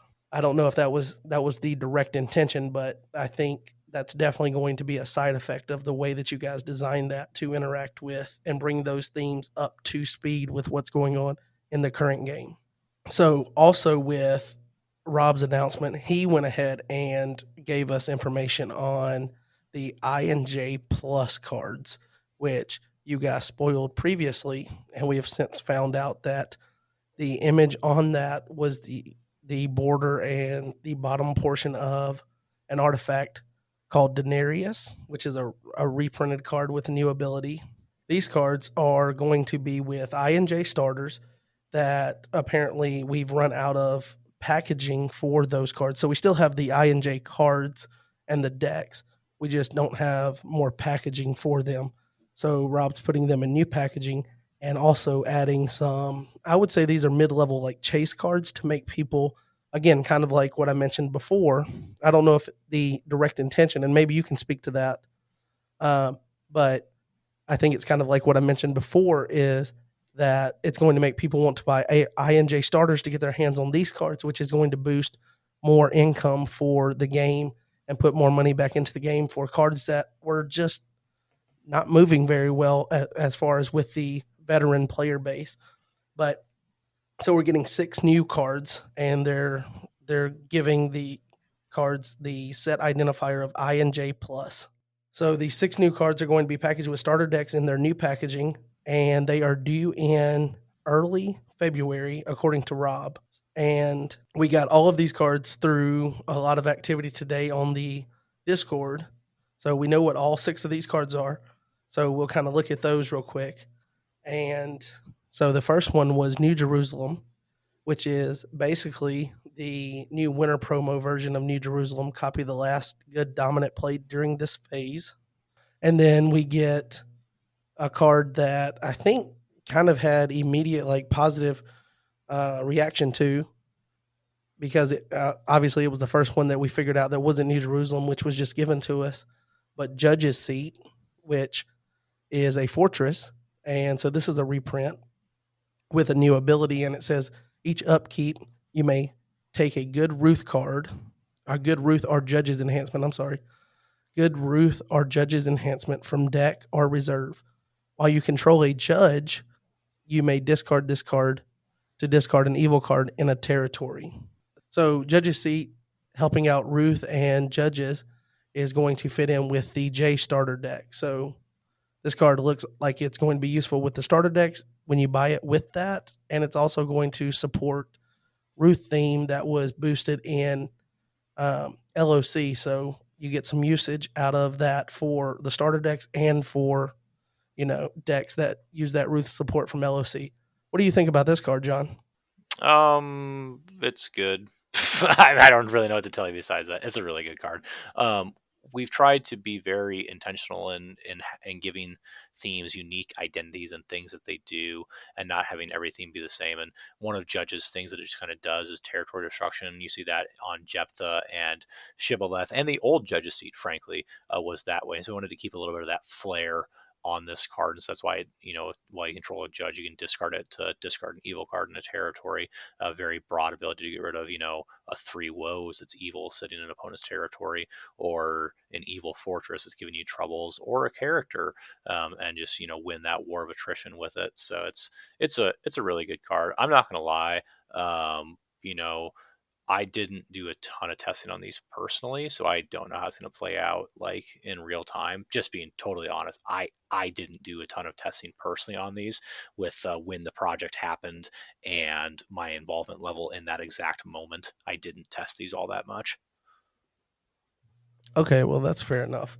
Um, so the next card was an artifact, and I guess let me back up and say that you've got a fortress, and I did say that it goes with the J starter deck, so you can plug it in and you can play it and you can use it.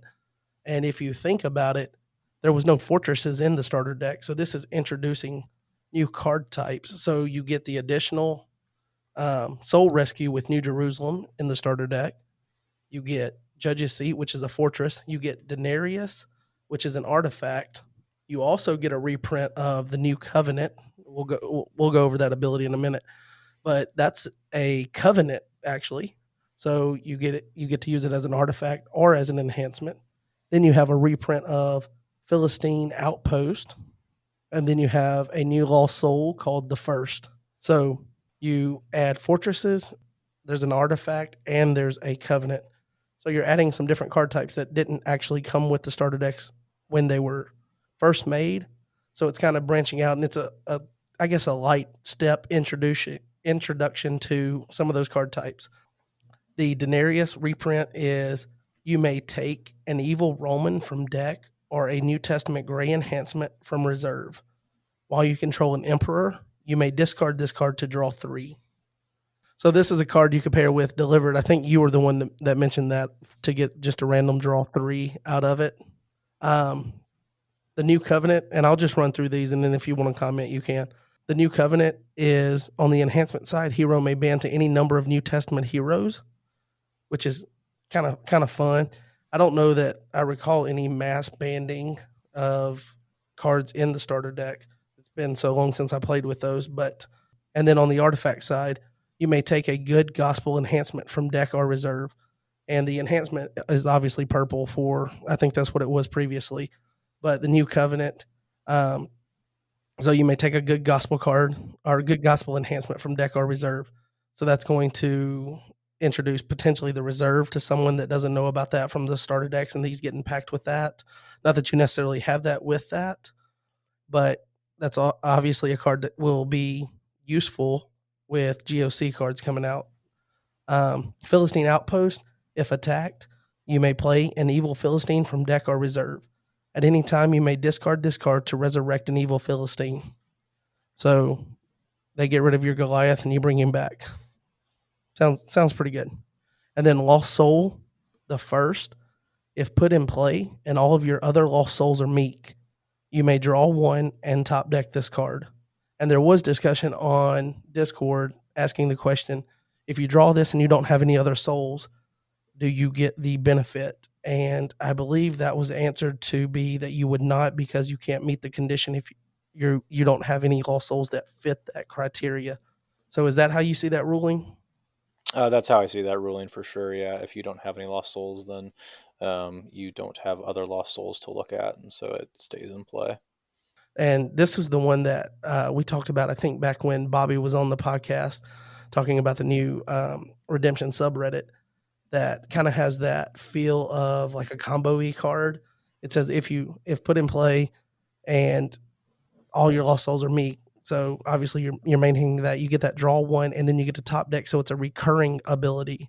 So as long as there's nothing to interrupt that, which in the starter deck, I don't think you're going to have many things that interrupt that. So it just kind of generates a little bit more card advantage and speeds those up potentially. So you got any thoughts you want to throw in on these? Yeah, I'm going to share some thoughts on the design process of these because today, we're recording this on Friday, which was the day that these released. But so when these cards were brought out, we've been pretty sparse, I'll say, with spoilers this season. We've really been drip feeding you guys, which has been a lot of fun. And then today, when Rob announced the project and Gabe dropped the first spoiler, we kind of had a chat and we're like, should we just like get these guys going crazy and just like see how fast we can get this hype train rolling?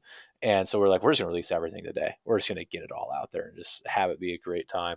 Um, so that was awesome. But I want to give a little bit of the backstory on why we picked these cards because in the moment of just spoiling them, it was just kind of, wow, these are so amazing. That was the general consensus on most of them and whatnot. But the idea behind these cards, and you alluded to it a little bit, is they are designed to help um, teach the game to new players. If the IJ is their first interaction, then they look at the IJ Plus cards. It's teaching things that weren't previously taught in those starter decks and helping that next step. So Daenerys teaches you what an artifact is.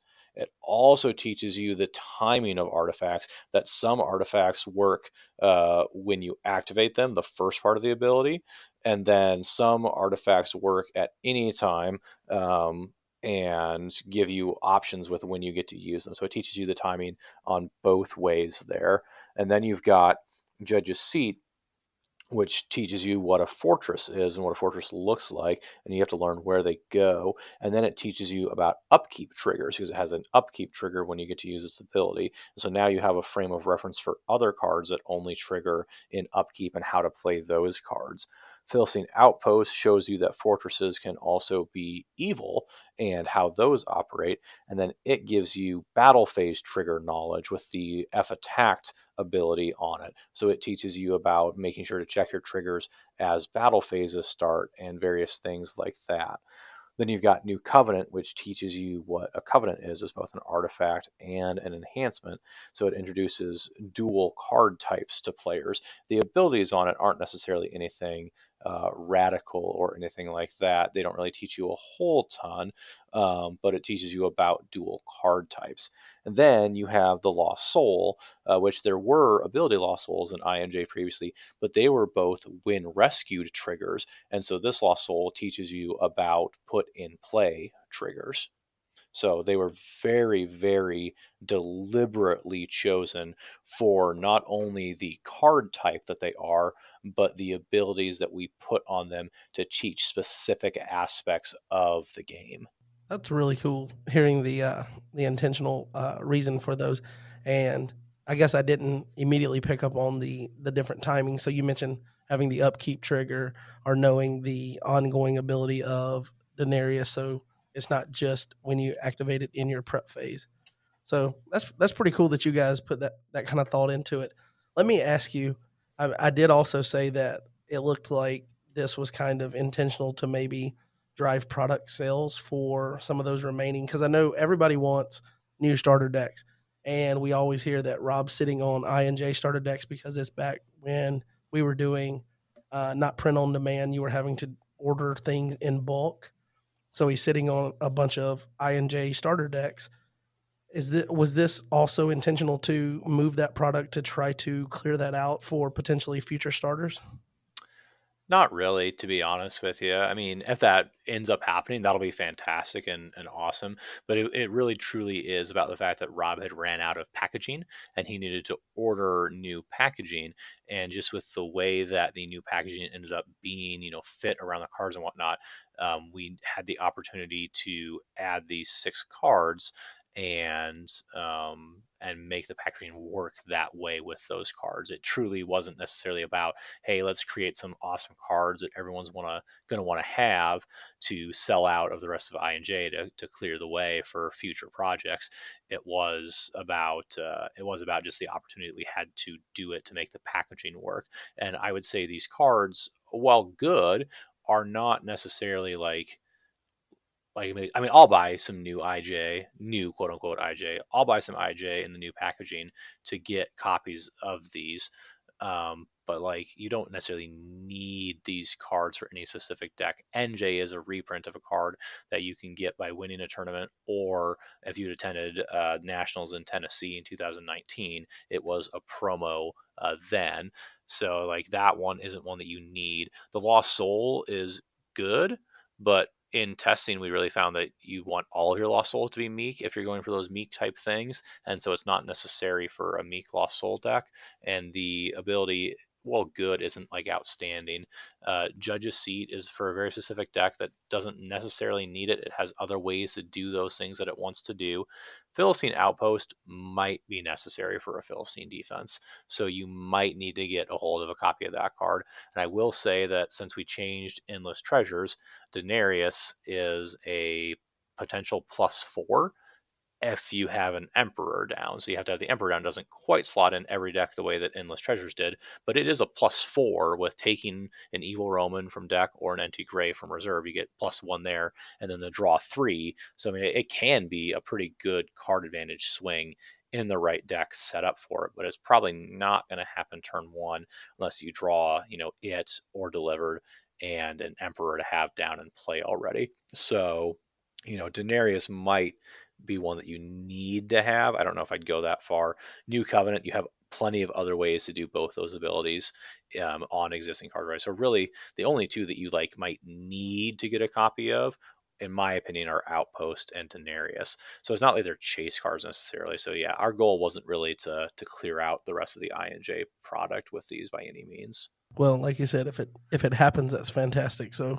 we can always hope that that kind of helps push in that direction, because I think we all can agree that we would like to see new starters sooner than later. But I think we've all acknowledged the fact that we've got to get through the INJ to do that. So if you're listening to this, you need Denarius, you need Philistine Outpost, whatever you need. If you just want the cards because you want all the cards in the game, buy you a couple starter decks once they get repackaged and are made available. Okay, before we get ready to wrap up, let me ask you this. You guys mentioned when you spoiled just that bottom image that ended up being Denarius with the IJ plus set symbol or set text, and it was said that it was part of a special project and are part of the special project that was also mentioned with the new winter promos that turned out to be Michael Chief Prince and David's harp. So are we should we expect those to be available early February as well because they were part of that project? Were they sent to the printers together? I think so. I am fairly confident that we sent Rob those files all at the same time. What I don't know for sure with them being two slightly different projects is if Rob had them in the same print queue or around the same time, but I'm fairly certain that you will see new winter promos right around the same time that you see the IJ Plus, because I know that we did send him those files at the same time. And typically, Rob doesn't really wait a whole long time. Honestly, it's usually Rob asking us for files that he can send things to the printer because he knows how backed up and delayed they are. He kind of gives us timelines for, hey, I need to have cards by this time in order to get cards back by this time. So I'm fairly certain that you will see new winter promos early February. Well, fantastic. I think those are two really exciting cards that I know a lot of people have already talked about, and there's some buzz on those. And I know they're going to be fun once people get their hands on them. Especially, I know Brad's really looking forward to that David's harp. He just keeps telling me, "Dude, this is a card that's right up my alley," and it works well with if you get to nationals and you're rewarded with one of the worker promos of the new music leader and then you get David's harp, then you start seeing some support for some really cool things that you can do with the music theme decks like Brad has that he built. Um, so we'll get ready to wrap up there. I know this has kind of ran long, but again, you guys, you're involved with the community. You know how active the space is right now. We've got information dropping left, right, and sideways, it seems like. And the hype train is, I, I almost thought it went off the rails today a little bit, but no, we're still on track. We've got information about GOC coming out. We've got these IJ Plus repackaged starters, new winter promos. We've got nationals information. We've just got a lot of things to be excited for as we get ready to ramp up into the spring tournament season. As you know, people start playing more face to face tournaments. I will say also I know I normally talk about the Lackey Grand Prix tournament. I know that Lackey is currently down as of us recording this on Friday night, so I don't know if it will be up by the time that we finish that up. So I know this will come out on Tuesday, so round 3 pairings will be up potentially, but because Jay said he was going to, since the server was down for 2 days, he was going to extend it 2 days. So I think we're actually today was the 3rd day, so round 2 pairings are still technically going to be active when this comes out. So you can use Untap or you can use Zoom to try to get those games in, and hopefully the Lackey server comes back up at some point so that we can use that as a resource to play. I think it's honestly the easiest way to play remotely against people. All right, and so that's what's going on with the Lackey Grand Prix. If you have any specific questions about that, I'm not running that. Jay Chambers is, so make sure you reach out to him. He's flooded red on the Discord and he's red on the boards. Also, in a future episode, I know that I reached out to Chad, who is See the Tree on boards and Discord. I reached out to him to possibly arrange in the future an episode about redemption collecting. We're talking about full print sheets, error cards, the most valuable cards in the game, things like that to talk about. So hopefully Ooh, we'll be able to arrange that coming up ooh, because I want to get in on that. Can I co-host that one? I mean, I guess if you just want to join this podcast too. I mean, I like to talk about expensive cards. We talked about expensive cards tonight. I know. I keep trying to get you to buy my Son of God promo. I mean, I'll talk about collecting with Chad. That'll be fun. Okay, well, I guess we'll pencil that in to bring you on when we do that. I guess you probably own a lot of the expensive cards in the game. That's what I'm saying. I mean, Right. Chad does too, but yeah, I mean, I own quite a few of them. But you know what you don't own? Not yet. That's that King of Tyrus. That's true. I So don't have a KOT yet. there is always that chase card that you need, just that next one. As soon as you get the one, the scattered, the lawless, you need that next one the next year, That's which is true. fantastic about these promos that every year the cards are always good enough to make you want them. So we'll go ahead and end the conversation. Thank you, John, for coming on and, talking for hours about nationals and your experience there and some of the giving us some insight into design aspects of these other bits of news that have come out. So Absolutely, John. It's always a pleasure getting on with you. I'm going to save all my best stuff for, Jay and I on Thoughts from Portland, but I'm always happy anytime that you reach out to hop on and share some stuff with you as well. since you mentioned it right there, I'll just say that technically we could be rivals and we could, we could start a turf war over listeners and viewership. But I also like the fact that we're like kind of unified on it. Like I'm really interested to listen to your podcast. I think you're still interested in what's going on here. You want to be on every now and then. I think that's pretty cool. Instead, it's like we're unified, even though we're kind of filling the same space.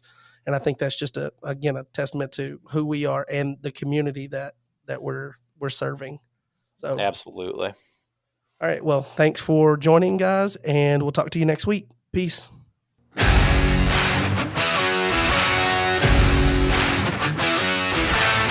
All right. Thank you for listening. This has been episode number 14 of the Threshing Floor podcast.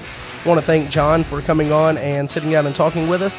Obviously, we didn't get to talk about his new podcast project, Thoughts from Portland, with him and Jay Chambers.